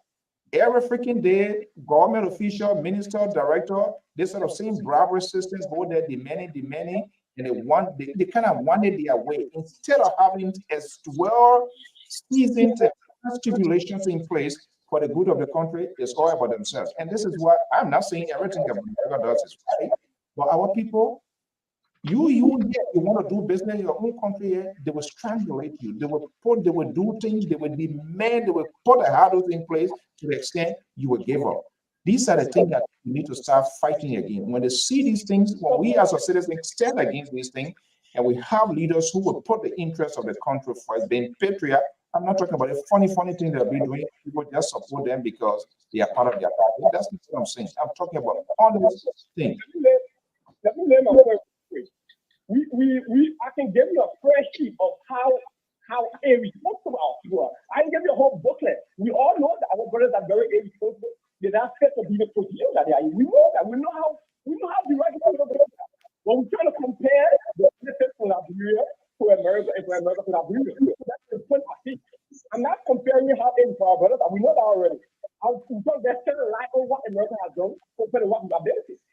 Because if you say that it's not free, the resources that America has extracted from the youth for Liberia, compare that to what they are very back. Can you make that comparison? The raw comes from North Carolina. We know they're coming from the here. There's no comparison to make for our youth have been extracted. If we just shine light on that, I believe that with the fact that we have that America was involved in civil practice, if we go back into that so only 200,000 of our people left those. So I don't think we'll be talking about what this country has gone from. So I'm only here because of how derogatory the country is at the sense of this. Then we need to, what I would say, then we need to go back. We need to go back. There you go, Mr. So I want to say, let's go back home right now. We can't be playing this sort of double standard game. Yeah, that's why some of us bring back some of these. Okay. Let's do it. Tell the post out when you go back. Let's do it this way. Why are you again? My name is D. D. Okay. Buy your ticket tomorrow. I buy my own tomorrow. Let's go back. We'll start the journey. So that's how you go back. You know, idea about go back. Also, you go back, you don't get involved in politics. Now you have to be paid to vote. It's just go back instead of forcing past our people because they have been brainwashed so to believe that you got to get a low level for them to vote for you. Thank you so much. How do you expect to develop? Our people have their own time that unique to them. We have our own time that need to be ready to work. But that is comparing what America has benefits compared to what America has benefits. All right, thank you. Let me go to the next caller here. But we have to find a second. We're going to come down on the system who are great enough to speak on the fact. I don't think. I think that. The boss.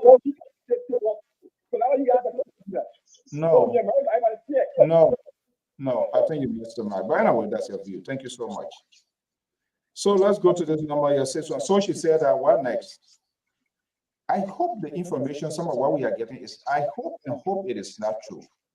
I hope it is not true. Let me go to this number here before we start wrapping up here. 61. I hope that it's not true because you went strictly ahead of the government. And we are hearing also is the government as sponsor for trade. So why will you accuse if it is true? If you have a government that you know, because all our statement, everything was written way ahead. And if it is true that the government finance your trade, then that's a serious problem. And I hope it is not true. Let's go to this number here, 614, number 6747. Hey, how you doing, sir? Good. How are you? What's your name and where are you calling from? I'm Joseph Tamai, and I'll call you from Columbus, Ohio. Columbus, Ohio. Let's hear you. How are you this evening, Mr. Tamai? Well, I'm doing better. Okay, welcome to the show. Let's get you started. Tabata here tonight too much. Let's see. Where we going wrong? Where we going wrong at? Anyway, you know, in my own thinking, America does not owe Liberia a dime. Okay. I was born in Liberia. I grew up in Liberia. I came to the United States at the age of 46. So all the struggles in Liberia, I know. But America does not owe Liberia a dime. Was there liquor on the table when our leaders were signing these documents, these concessions? There you go. Was there drug on the table when our leaders, the president, the lawmakers were signing the concessions? Were they forced, or was there any gun pointed at their heads to sign the concessions? Nothing like that. They willingly signed the concessions against their own people. Why are we blaming America today? Why are we blaming B Mountain today? China Union. Right. We offer our resources to the poor we got because we want bribery. If you give me $100,000, I sign. If you give me $50,000, I sign. The president will tell you, okay, bring 5 million. I'll make my people sign. You receive the money, send the lawmaker share. They all sign. And let's look at the lady's statement. Nobody should blame her for that statement. The government is fully concerned about the statements she made. How will the government sponsor your prayer? How will the government ask you to come and speak on a significant program as such, and you did not give them a script of your speech? So you want to tell me the Barker administration, I don't want to use some F words, but is the Barker administration full of novices? Is that what they are telling us today? They don't know what they're doing? Are they learning? Besides being minister, Barker had been vice president for 12 years. And I saw him nodding his head as the girl was speaking. When the girl was making that identical statement, the old man was nodding his head in Burundi. What are they pretending? I think the best thing they can do is to write the government of America and apologize. That's the best thing. Instead of shying away from their responsibility. Thank you so much. Let's go to the next Thank one. you. Thank you so much. I appreciate you. All right. Thank you so much. Okay, let's go to this number 203, number 9037. Caller, that's the last call of the day. We need a push before wrap up. Caller, let's hear you. Thank you for this beautiful topic. Beautiful topic. So I would take a slight different approach when it comes to this whole saga that's going on in the media space in Nigeria concerning the Oracle speech and all that. Let us face the fact here, right? And I will give you a reference to, I'll just draw this American election that brought Obama into office when his pastor, I think Reverend Wright, spoke just before he went on a campaign trail, and he distanced himself from the platform. What his pastor said, was it true? In my opinion, yes. All the things his pastor said was true. Was it timely for Obama election? I said no. It's the same thing that happened in Liberia with that orator. What she said is true. Was it the right place to say those things? No. Is the government aware that she was going to say yes? Because the government followed her. The people that even get for her to come to give that speech. They follow us knowing that the opposites have been pushing these agendas all along and essentially being in this country and back other places. They've been pushing the agenda for what you believe in, and they have been following her. This is the reason why they brought her to speak. All right. My own thing about this whole speech, are we going to only look at what she said about America, or are we going to look at what she said about our country itself? The process, the governance process at this point in time that affecting the lives of Liberians. Right now, the thing she said about America, I think I know you effect on Liberia as far as who put food on the table, what's going on in the government, all of that things have nothing to do with it. Somebody got there, they walked up well, they will handle it diplomatically. But what she said about what is unfolding in the country now, that somebody said about even President Barack's speech, with all the meat that he put in that speech, the beautiful things he said, the conversation was different. What he said, even about the misstep, the gross violation of our constitution. We're not even talking about those things. We're talking about how they say, oh, America ain't doing much for Latina because America say more for Latina. Brother and sister, let's face the fact yet. I see America taking plenty, like taking our natural resources. But let's look at how America got involved with Liberia and where we are today. And we cannot vote America for all that. What America did for the country, we cannot say, some of the good things she did, we cannot devote it from her. What's the bad thing that she did, but we cannot devote the good and the bad come together. So people will express themselves. If America can look at and all that, somebody talking? No, I think maybe go ahead. I hope you don't have a device. Yeah, if this country can look at other countries, especially like Europe, and say what you can say in her face. This country talk on the say, speak the truth, and the truth will set you free. The country should be tolerant. I think that lady should have sat over there, listen to the speech, and if she has something to say, like she would afterward, to write back and play her position instead of walking off. I don't think it was okay. Because at the end of the day, what if the time the American ambassador said that Bureau Moreover was still safe? What you just I was saying, like one comment saying the person is trying to get out. It will not be decent. You can't even tell the people to get out. Everybody can express themselves. The fact is, what she said, I believe there was not the correct setting for it.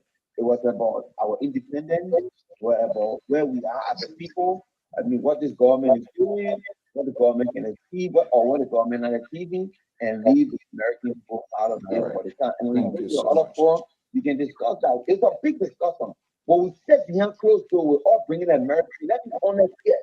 When we sit behind closed door, we know all kinds of stuff that happen in our country that Uncle Saints are handling. Wow. So we shouldn't play that we cowarding, and they themselves can say it. They themselves can say it.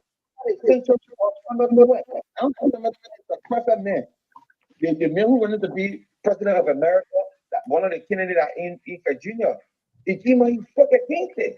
All these things are fine because they want your business.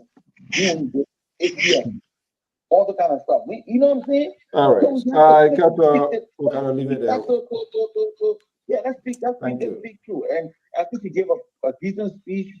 I think, but that's part of the speech that she put. I think we should have kept it after the fact and saw her what you want to talk about. At that point, I don't think it was timely for that conversation. Okay. But it's the truth. Thank you so much. Thank you so much. Yeah. Is it I gonna put the woman also? Is it a sooner sweet? But you taking the people it should be a pepper. Forget about it. Okay, guys. Let's wrap up here. It was a fascinating conversation. And again, what we want people to know is this is a national conversation, and people will give it their own whatever understanding with how it looks. But we are taking it from all angles, not necessarily to appease you or what you want to hear. The analysts here, they express their views, their opinion. And I think that what we should be doing Discussing about country is not about personal homes, our personal lives. Let's take a holistic approach to this issue here. Guys, wonderful Sunday evening here. Anybody want to make something before we start looking at our closing remarks? I think time is up. Yeah, quickly, let me just say this. It's just a little pushback. When people say things that are true about Liberia, we become so upset about it. It become an uproar in the country. If the American government look at you and told you for you 176 years old, you barely got any decent working hospital in your country. Your capital city is the most dirty capital city in the entire world. You have one of the worst educational system in the entire planet. Will we be offended by that? Even though most likely we know these things are true. Like Terry was saying, like some things are true, but it's just not right to say it because it will offend a lot of people. So if the American came to us and started telling us all of the things that we know about ourselves that's not that is terrible, and it will be hurtful when they come and say it to us, we'll probably say, oh, they're being racist. They don't let black people, they're looking down on us. But when in fact we know these things to be true. So a lot of things America can say about us in press conferences, in other mediums, but they choose not to say it because they're being diplomatic. So when you bring these people there, you also have to keep that in mind that this is a diplomatic event, and you have to show diplomacy when you're giving speeches, in such a formal gathering. I just want to make that point. Okay. Mr. Bacon or Terry, who wants to go? Liberal is sleeping now. You want to go drink your bottle? This is not my closing. I just want to make this point one last time on this. For me, this whole episode is an educational process for me. It's a learning process for me. It's a teachable moment for me. I have nothing bad about U.S. or nor do I have anything bad about the young lady. Every one of them were exercising their God-given right, which is the right to walk out, the right to express yourself.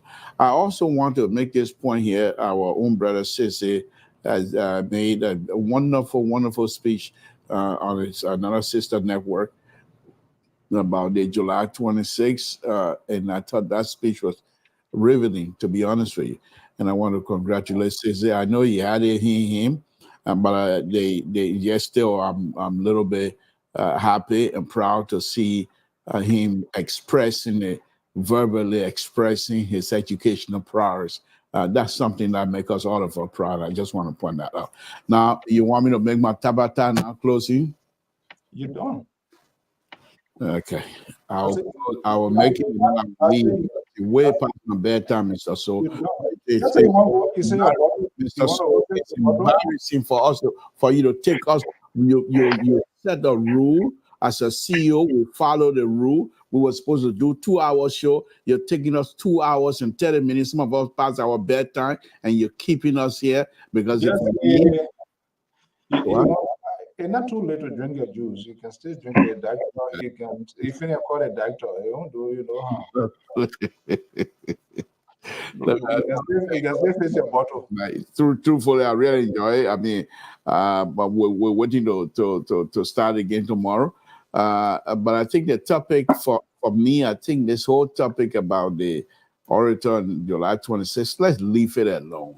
America is not going to change her policy towards Liberia based on orator speech, and Liberia is not going to get away from U.S. I mean, I know we have the mouth to exercise our right as well, but for me, I think we're beating this thing to death. Let's find other subject matter. There's more pressing issue in Liberia than this one thing here. This thing is not going to change things one way or the other. Whatever dollar amount the U.S. It's not in your favor, then you plead for us to walk away with it. But we have to discuss this thing. We don't want anything to go. We need to have this frank conversation. And I know where you're going. Nobody's going to do anything. Go to bed, get your bottle, and keep putting trash in yourself. Don't call me whether anybody coming from Grand Gita to bring trash medicine. Old man like that, we can't do anything about your trash business again. Keep drinking the sweet. That's okay. That's okay. I was Jerry. Join me tomorrow, and let's have a wonderful time. Terry, join me tomorrow. Let's have a wonderful time. Oh, you left Jerry. Jerry, you invited. You were talking. You are not listening. I said, Terry, join me tomorrow. Yeah, he did say that. Yeah. All right. See, watch and see whether they will send you the link tomorrow. I need Jerry come and be on here again. We want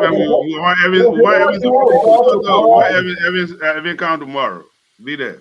No, Mr. Solo invite me on his show, so I don't. So I can go. You can't when I let you go. You'll be the something call. You'll be watching that too, or they will be on there. When you want to try, you say, wait, that Jerry time.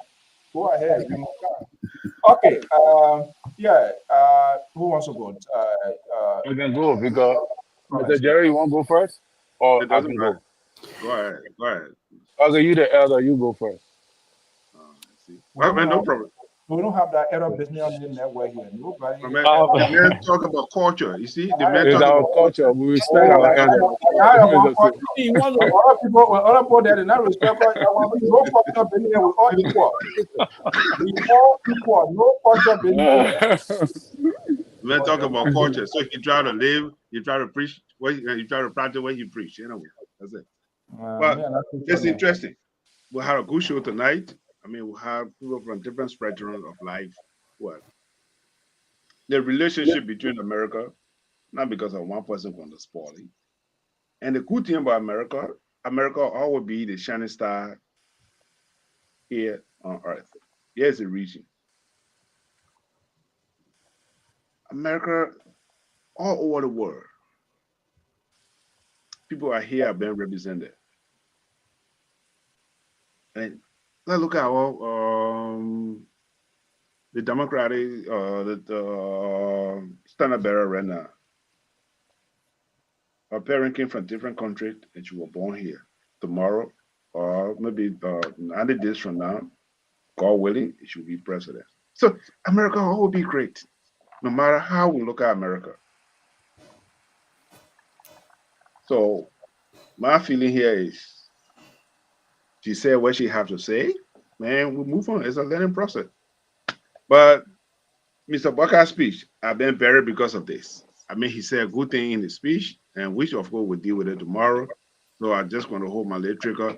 So let's deal with it. I'm not going to, Mr. Bucker's speech, we're going to deal with it tomorrow. Thank you.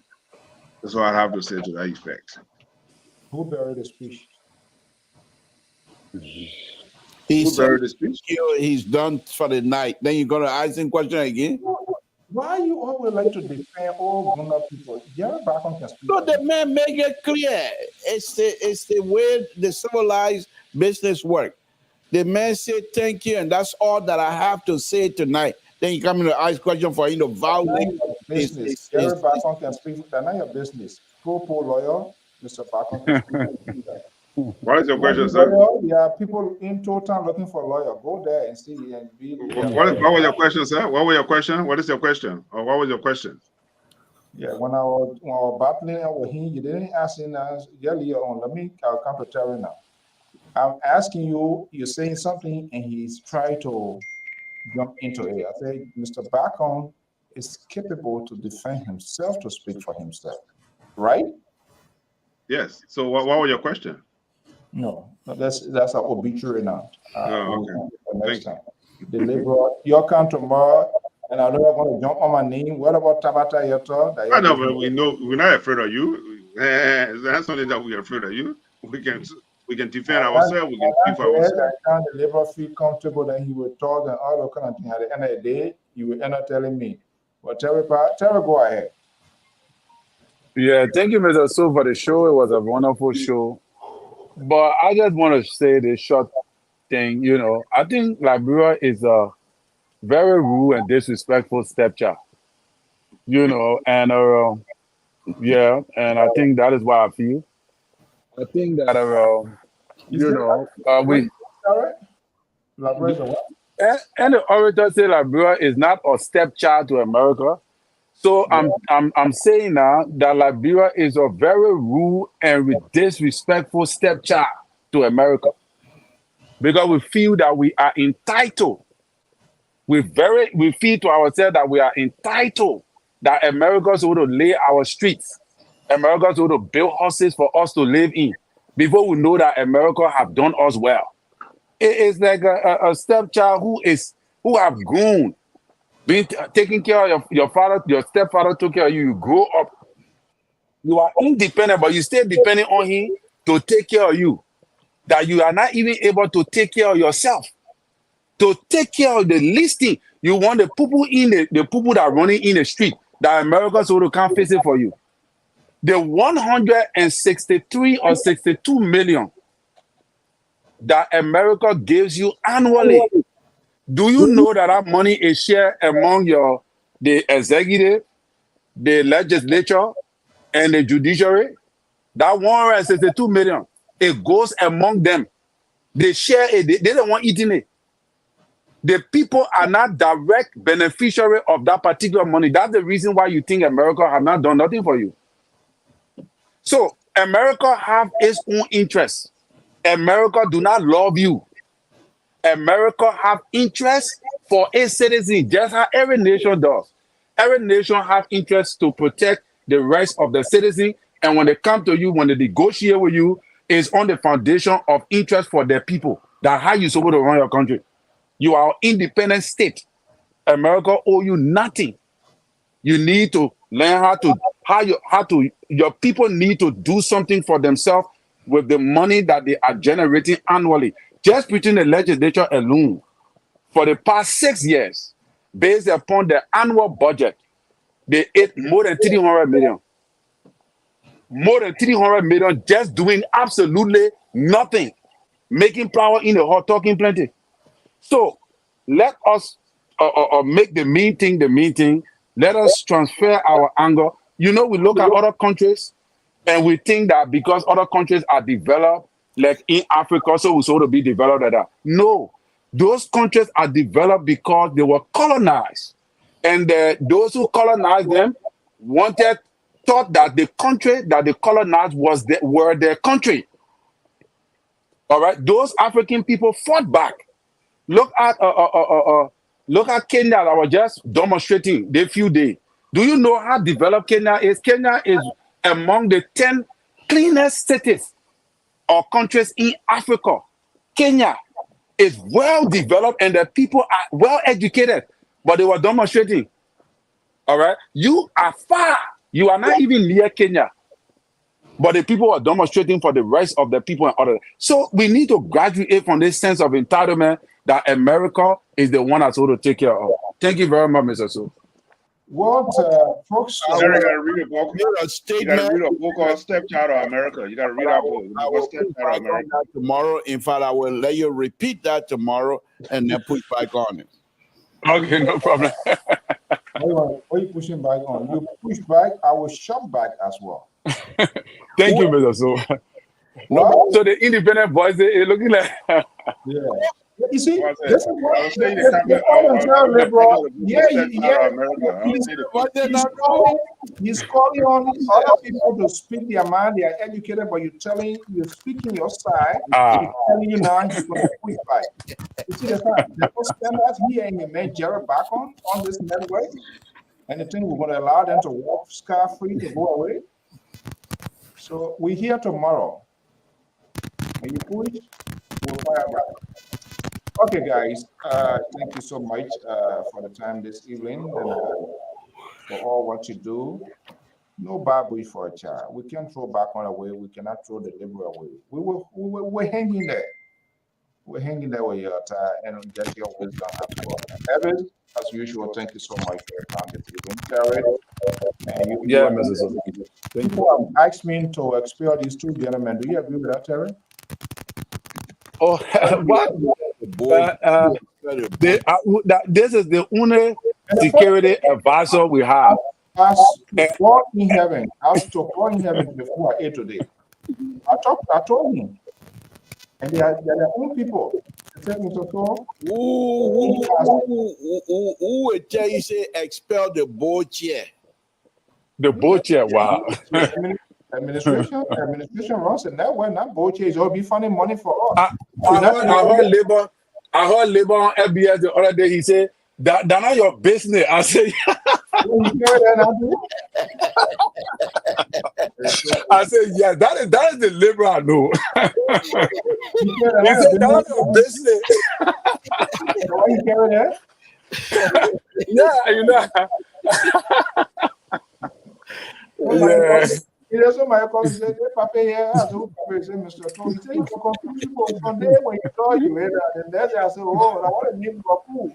That Sunday good, I wait food, Sunday good, Sunday bad. So you got to deal with it. Okay, guys, thank you so much for your time. Yeah, thank you, man. So long. God willing, we'll see you tomorrow. Yeah, thank you so much. The Liberal, thank you so much. Okay, guys, that's how we're going to hand the credit up. It's 10:39 to all our viewers and listeners. We say thank you so much for sharing your Sunday evening with us here. As usual, your commitment to this network cannot be overemphasized. We do appreciate every minute, every second, every time. And the fact of the matter here that we are talking to national issues, we must also understand everybody kind of have a shared word to add into it. We will say ours, you will say yours, we will agree, you will disagree, which is okay because we're taking a holistic approach. And what we are saying here, nobody try to sanction people's freedom of speech. Of course, America is a champion of freedom of speech. But there's always a saying that say to common sense is not something you can buy from waterside. Now we are talking all of it. The main thing here, takeaway is the aftermath. Who gains what? Who profits what? That's what we are saying. You can say it, you can talk it. So at the end of the day, it's on the feet of the government. The government will need money to sustain herself. Samuel Doe, Charles Taylor, they went down this road here before. I'm not saying that's what President Boycott said. But that's how it goes. I am concerned with senior government officials who are not having a second thought, who are not spokesperson for the government, jumping ahead to make comment, tweets, saying things. And then they say they are speaking as an individual. Even though you are a minister, you are a director, you will sit at a negotiation table today. America is like an octopus government. Their resources, they spread their resources around with philanthropic organizations, different groups. The government will not come up itself to say this. When it is necessary, they will speak for themselves. They will say it. But they have their way of to strangulate government. And we are saying that, we witness that, and we know that. So they are not reactionary people. They are not. They don't conduct themselves like us. You hear it, you don't digest the system, the conversation, you didn't gather all of your information to make a informed statement. And then you jump to it. You're jumping ahead of the Ministry of Information, maybe the minister. At this level, then more or less, it is a doyen of the cabinet, which is the Ministry of Foreign Affairs. When you see these sort of rough edges coming between foreign diplomats, especially a major ally of such, then it is the Ministry of Foreign Affairs will come and smoothing the ground to use some diplomatic terms to kind of stabilize what is going on. But you sit way on the other side, the other person sit on the side, and this sort of concept by right, but not get no right. But not get no right. She said what she wants to say. That's okay. If the country took offense to it, you say, okay, for now, we are suspending our diplomatic ties and we're moving to neighboring country. Who feels the pain? Who gonna be hurt in the interim? That's the question you should ask yourself. Don't be that old Philadelphia Traore, you just go because you go this way, you're gonna come back this way. We are talking about the surrounding as a sovereignty nation. Same very people that are talking, their children here, they're sending tons of money, they're going to good colleges, universities, living good houses. Yeah, America not doing what it's going to do. Take your children, stay in your country, and fight for the liberations of your country. You can be playing double standard game, and then you want us to something. A government every government must be a responsible government, as every individual must be a responsible individuals to make informed decision. They're not going to leave from here and go build your highway. It's how your government going to prosecute in the sense of the conversation, why your government requests the kind of conversation, the openness, the transparency, getting their people to get involved in this stuff and bring that openness to the society. That's how they're going to take you serious. That's how people take people serious. Just how you conduct yourself, that's how they do business with you. So for you there, as a representative, as a senator, and you can't advocate, you can't do what is right, it's not going to happen. It's not going to happen. So you think it's just going to be automatic, and that the country is so much obligated to you, they must do it because of your grandpa? You missed the mark. That's not it. And we know the conversation that is going within the system as we speak. Samuel Doe went that route. We pay back American Day rally. Charles Taylor went that. There was a true confessions at the end of his whatever time. And he came to realize that when you get into it, and he said that was his biggest mistake, to go into rough edge with America. There's a way that you can fix it. When your country, people not even take pay, holiday coming, people doing stuff, you want to be so ungrateful because somebody says something, say it, we almost just glorify it. When the theme of the independence were completely ignored, and we are hearing that this lady defied the government, and the government allows her to speak. Who does that? If you're having a program, people don't get your consent, so they can just walk onto your podium and speak, unless you're not a human being. We are talking about our country, the interest of the country come first. And if our people in the past, in the present, if they are unable to negotiate, to put an open book on the table and tell foreign governments or agencies or investors to say, this is our priorities, and this is what our people want, this is what we need to do. You either do it, if you don't accept it, and that's why you can put a bid up. People who wants to work with it, they will work with it. And like one of the callers said, nobody put guns in the head of these people. Or people go to sign endless treaties, concession, 25 years, 50 years, because they were there, and they were only calculating how much they will be, how much profit will go to them. The mortgage, our national heritage. And that it had become like a visual cycle. People did it 4 or 5 years ago, other people come to do the same thing. And then you have little Chihuahua, when something happened to leave it with national government because they want their voices to be heard, they want to be a loyalist or whatever, they are lost, but they want to be a loyalist. And then they make reckless statement that they can't defend.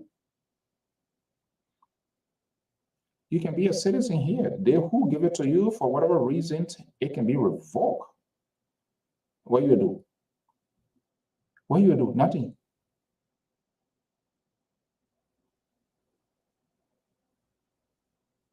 So we gotta be careful. We are in a volatile society. I mean, it's the same way in our own lives. There are some people who are actually friends, they get friends in need and in deed. Now the choice is yours, which ones you would want to prefer. Except you want to have a friend who, when you are in good time, is a friend, but you have a friend when you are in desperation to die. You want a friend who will come and give you hope, who will restore hope in you, who will give you that confidence, who will give you that support. Say, yeah, you know what? It is tough, but you can triumph. You will get over it. You don't want to get a friend who hears something and take telephone calling from east to west and say, oh, guess what? Because then how it go? Guess what happening to her? Guess what happening to him? Is that the kind of friend that you want? or you just want to kind of enter and find out in transit. Yeah, today, one day friend, the next day it's friend. Is that the kind of friendship we want? So the notion, the mindset that people get in America is so much obligated. Come on. Come on. The people like Israel, then you say here, those are the people, they are the people that they depend on for their intelligence. What they really getting from you? You tell me. Instead of just grabbing here, which you have no idea what you're talking about. They say, put sort of incorrect, inaccurate information you manufacture by yourself and believe that somebody is so much obligated to you because you're being a long-time friend. Okay, you're being a long-time friend. What have you done to that friend as well? If you don't want your Omega Tower there, they say they can carry to Sierra Leone. And it's a false, it's a wrong information that it just everything is free. If you have a government, in the past, in the present, and in the future that would not sit with another government or with investors and that will push the agenda of their country, their own vision, what is a priority to their citizens, and the vision for which they took the presidency, if they are unable to push that, it's on you, it's not on them. Say you want Labrador say toffee, they give you toffee. Then they take the catfish, they take it other places. We saw that happening either with the electricity thing, where get us talking like this. They give us the opportunity where we'll be able to have our own stuff, and people began to start rationing. What happened? It went, either Sierra Leone or Guinea, it went there. That's where the plan is. That's the same being irresponsible, unable to manage and do what is right. That's what we are talking about. We are not talking about the individual. We are not talking about because this person is a president, so I support this person. No, we are talking about sustainability of institutions and country. That's what we are talking about. And it's not just of today. That has been the history of the country. And this has to stop. Our support for people should be based on our national cause, not our allegiance to the individuals. Because you know what? How many political parties have we not had since the country Liberia came into being? The TWP, the WTP, the Unity, this, that, all of these parties, where are they today? How were these institutions sustained? Trust me, comes 2029, you're going to see multiple political parties coming into place. It's because our people are unable to sustain what they have. So they jump here, they jump here, they jump here, and jump there, and you want to hold other people responsible of what you should have done as a country, as a people, as a nation. All of us, no exception. You have media institutions now not having the conversation they should have, not giving the people the choice. They come and preach their soundbite. Yesterday it was wrong, today it's right. And then you want people to come what? To do it for you? No.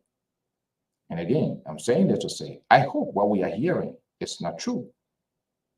Until those informations are verified and authenticated, you accuse the government of wrongdoing. It's been reported that the government funded her trip. If that is true, and it happens to come up, I don't care how long it takes. You know, there are people always in the system to get it to give it up. Then the question becomes, who is she and what does she really represent? Then where is the moral aspect of it? We hope it is not true. The whole trip was funded by government and a system was given after her departure, after that speech. Then that is the concern, if it is not true. We'll wait to see and let it happen. And I think the press statement by the government of Liberia, I think they should have gone more over that. It's still not, that's my view, that's my opinion. It doesn't make it right.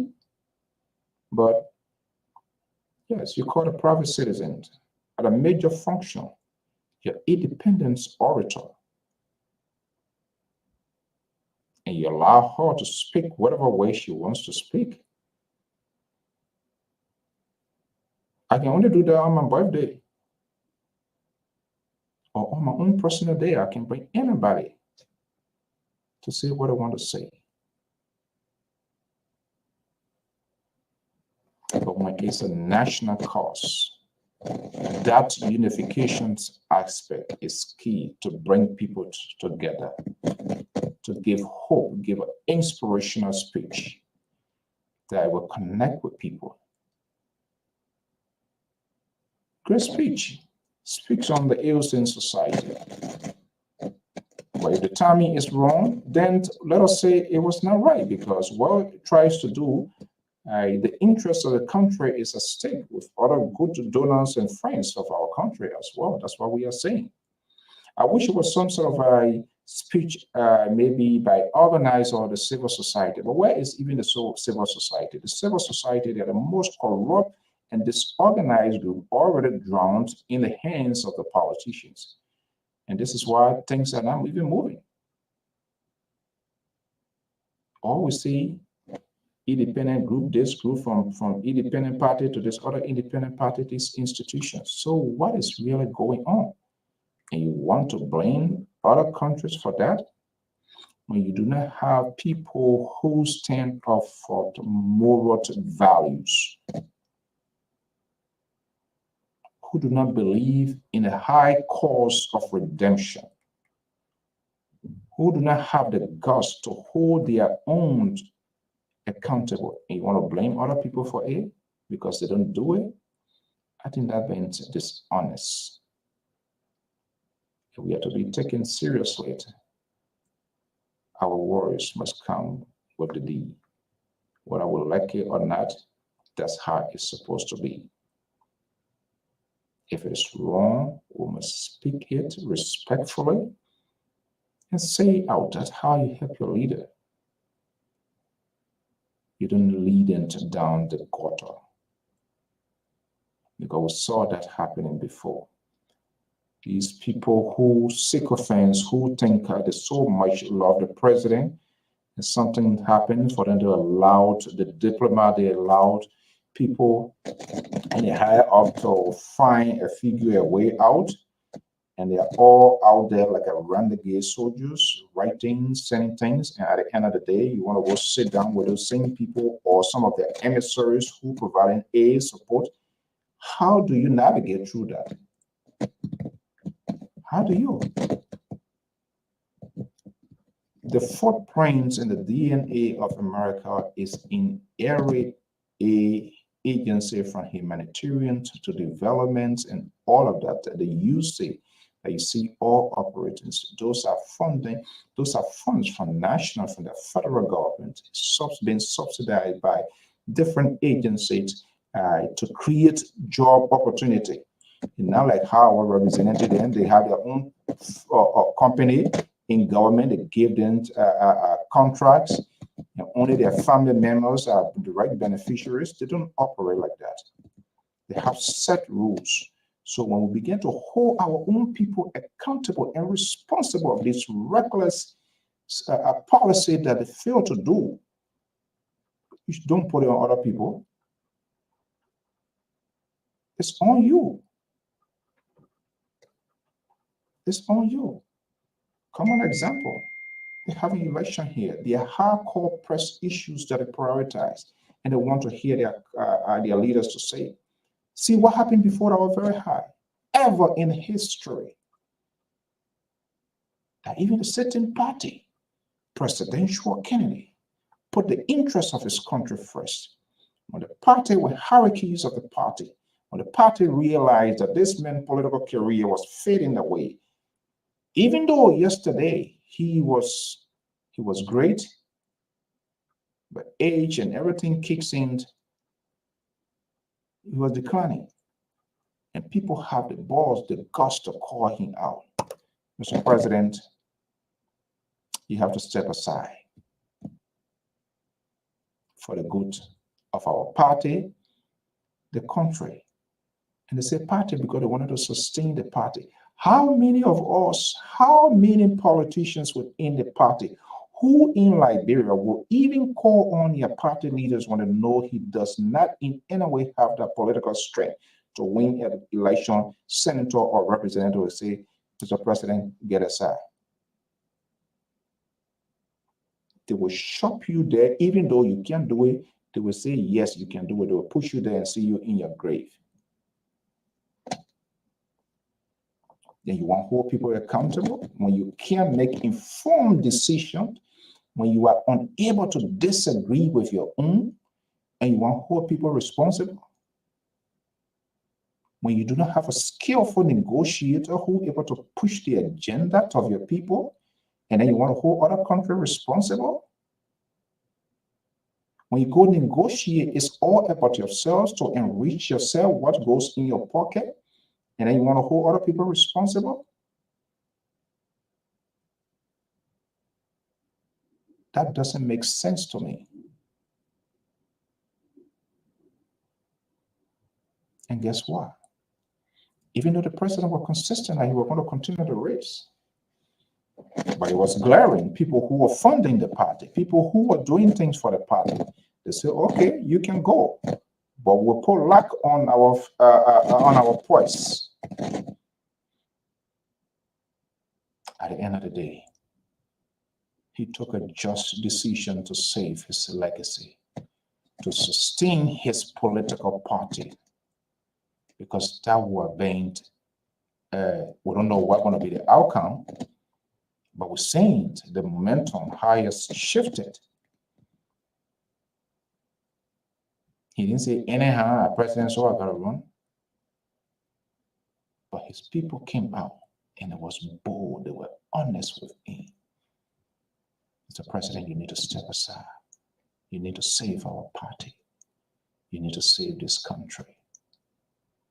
And guess what? You know, like there's some of the high women, no, stay inside. No.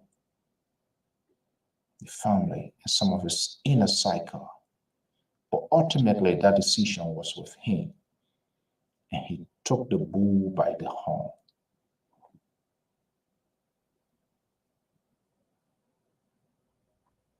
How many of us, how many of our politicians are willing to take that ultimate gamble and remove themselves from out of the picture and take a look of the bigger part?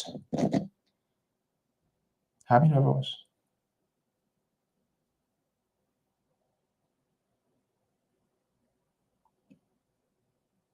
We should not cry more than the bereaved. We must own it. When we do it wrong, we must own it.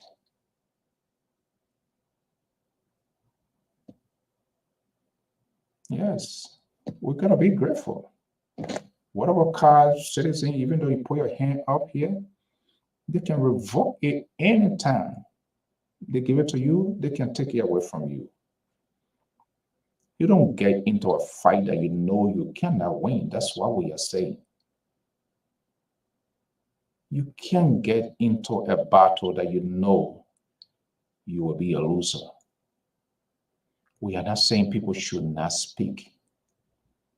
Organize any sort of civil society rally. Then you can call all of the radicals to go and speak.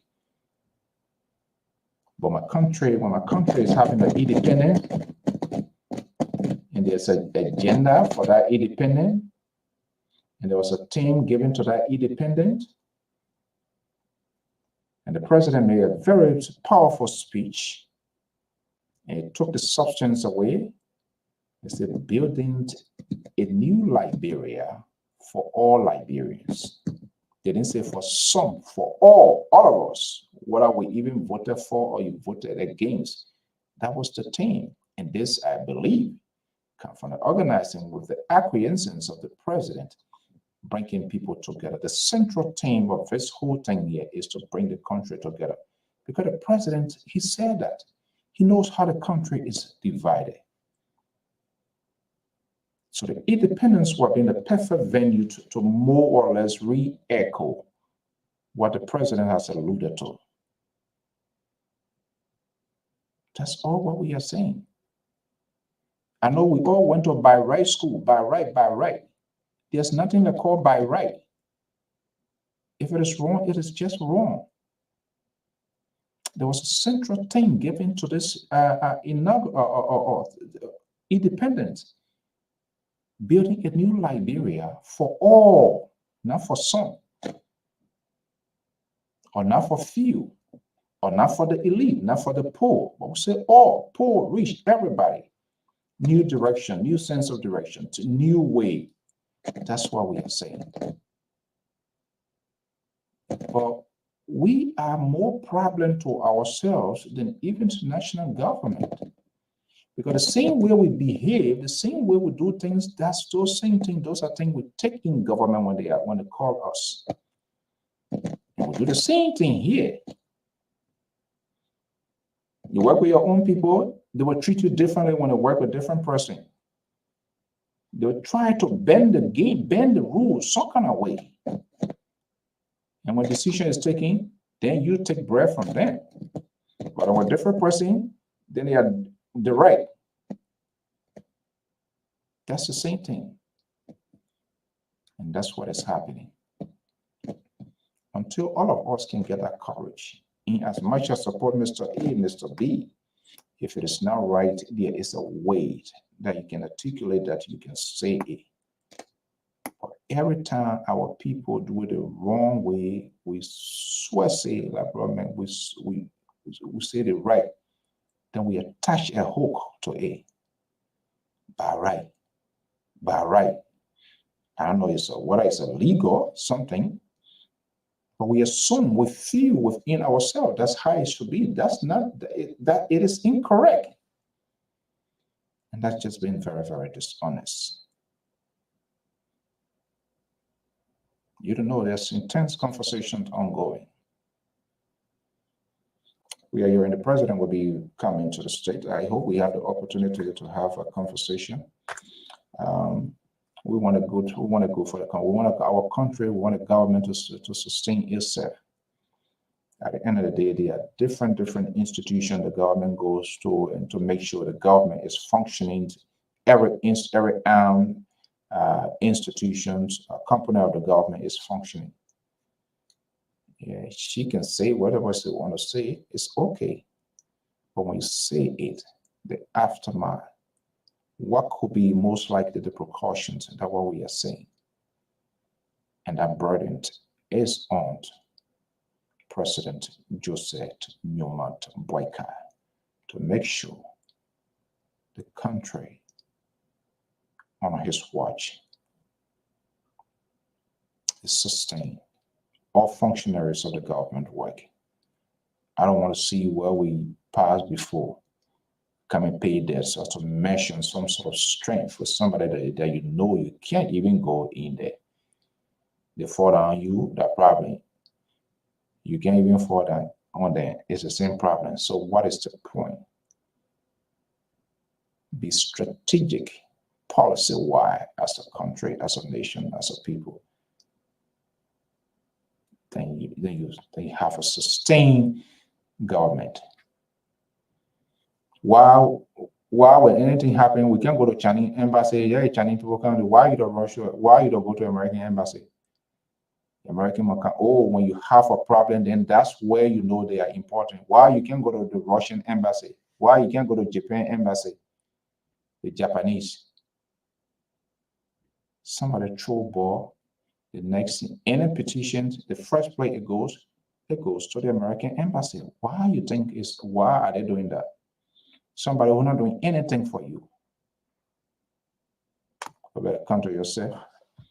Have a pleasant evening. But we'll keep having a conversation. You can say whatever you want to say. You always air your view. But we must be gracious. Some of us, I don't want to go there. Let's leave it as it is. What we say, thank you so much for all of your time this evening. I'm getting my installation of what's going on, Esther? November 7th for what? Give the G's. What celebration is that? Tell all. I'm getting my office for November 7. What's happening November 7? I want to be part of that flash. Okay, well, when you get an office, when we need to get our own tool, just let us know, yeah? So we'll be part of it. But on a serious note, we want to say thank you to everybody, your time, to your energy. We want the best out of our country. We want a good out of our country. When the country is doing well, we all will be doing well. We know how it can be like it. This going July 26th alone. My 26 on you, my 26. I know Flair Day coming again. Flair Day on you. Tournament birthday coming. Tournament Day birthday on you. Christmas, forget it. But that's how it's supposed to be. So do you think I want to kind of get a household relationship? We know when Uncle Sam sometimes when they take decision, we know in other countries when they shut down things, we know how it can be like.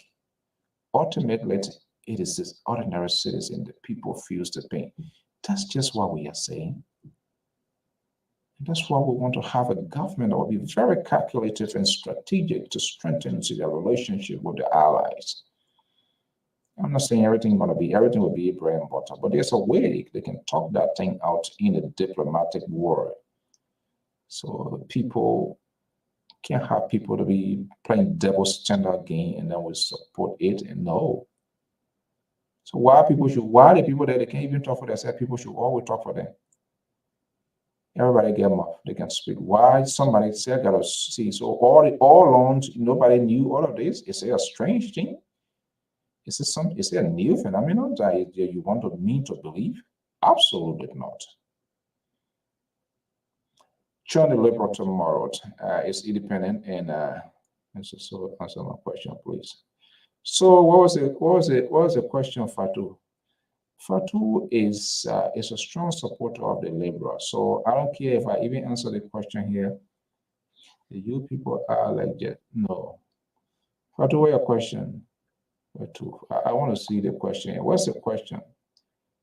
Mr. So you will have to go to down. Oh no, I want to see. I want to see your question. I don't know. What is the question? Kamala Harris is winning the election. The other man said Kamala will now win. Well, that's just Mr. So. What is the question, Esther? Can you put that question again? I want to see. I try to see what's that question is all about. Or Kamala will win the election? Fatima just frustrated tonight. Yeah, Esther. Well, she will balance. She will deal with it. Yeah, you don't mind that the liberal people. Oh, why a sanction? No, I didn't. Sometimes we gotta be, forceful to make sure. I didn't. Oh, that's not. Breakable here. Breakable can give me headache. Yeah, he one of those. I didn't sanction him. I mean, he spoke well, but other people were on the line. As a matter of fact, I made an announcement that the phone was dying, and I wanted to give other people the opportunity. Wait, Fatu, you unbreakable friendly? Is that what you want me to believe? Okay, my man Joy said Trump will win Canada. Okay, well, we'll see what happens. Election can be anybody. Okay, folks, thank you so much. We really appreciate your comments, your tweets, your interactions, very rewarding. Most of the time after the program, I go back, I read every comment, and it's very engaging, it's very helpful to the process. Everybody respectful to one another, respectful to disagree and articulate a point. It's all about, that is what it's all about, to be persuasive in your argument. If this is, make your point and be very convincing in your point, so that it is. So, Fatu, on a serious note, I did not sanction. I kept calling him to alert him of the time, but we were consistently talking. So sometimes I'm an Israeli, fire by fire. So sometimes when people are not listening, you take it a hard way. That's how it was. But I think he spoke well. He speaks what he wanted to talk about. We gave him the opportunity, and I think that was very, very clear. Okay, guys, we'll say thank you so much and have a pleasant Sunday for always keeping up here with us.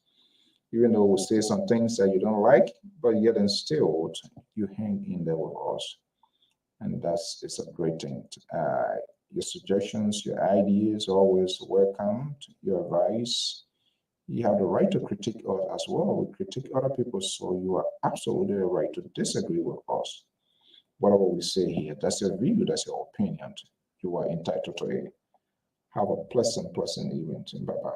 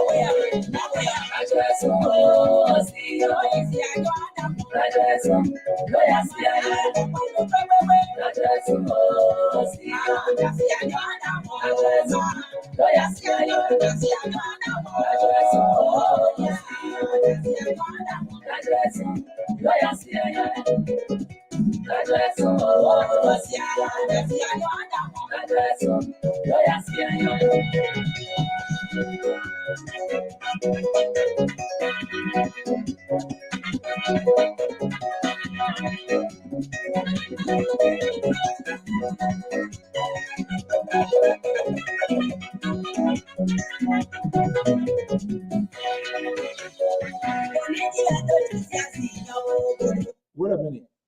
Fatu, are you a trumpist? Asked Clark Fetridge, don't worry yourself, man. You're not going nowhere. Are you a trumpist?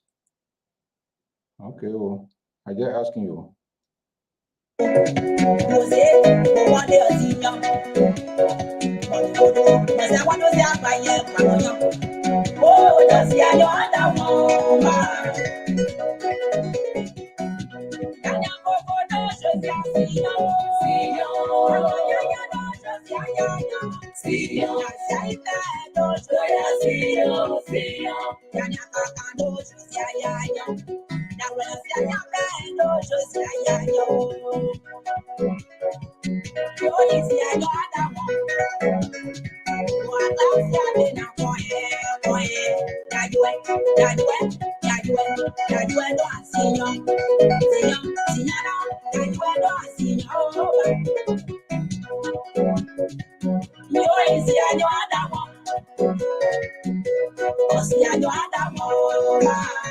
So this is what I want to do. Esther and Fatu, I'm gonna put a ring out here. There will be, I think they will have a debate here.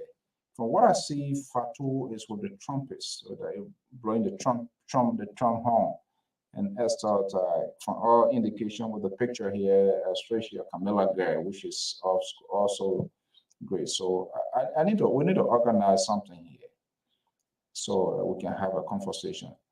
I hope whoever gonna reject the invitation, I will come out here publicly and say it as well. Thank you so much. Have a pleasant evening. Bye-bye.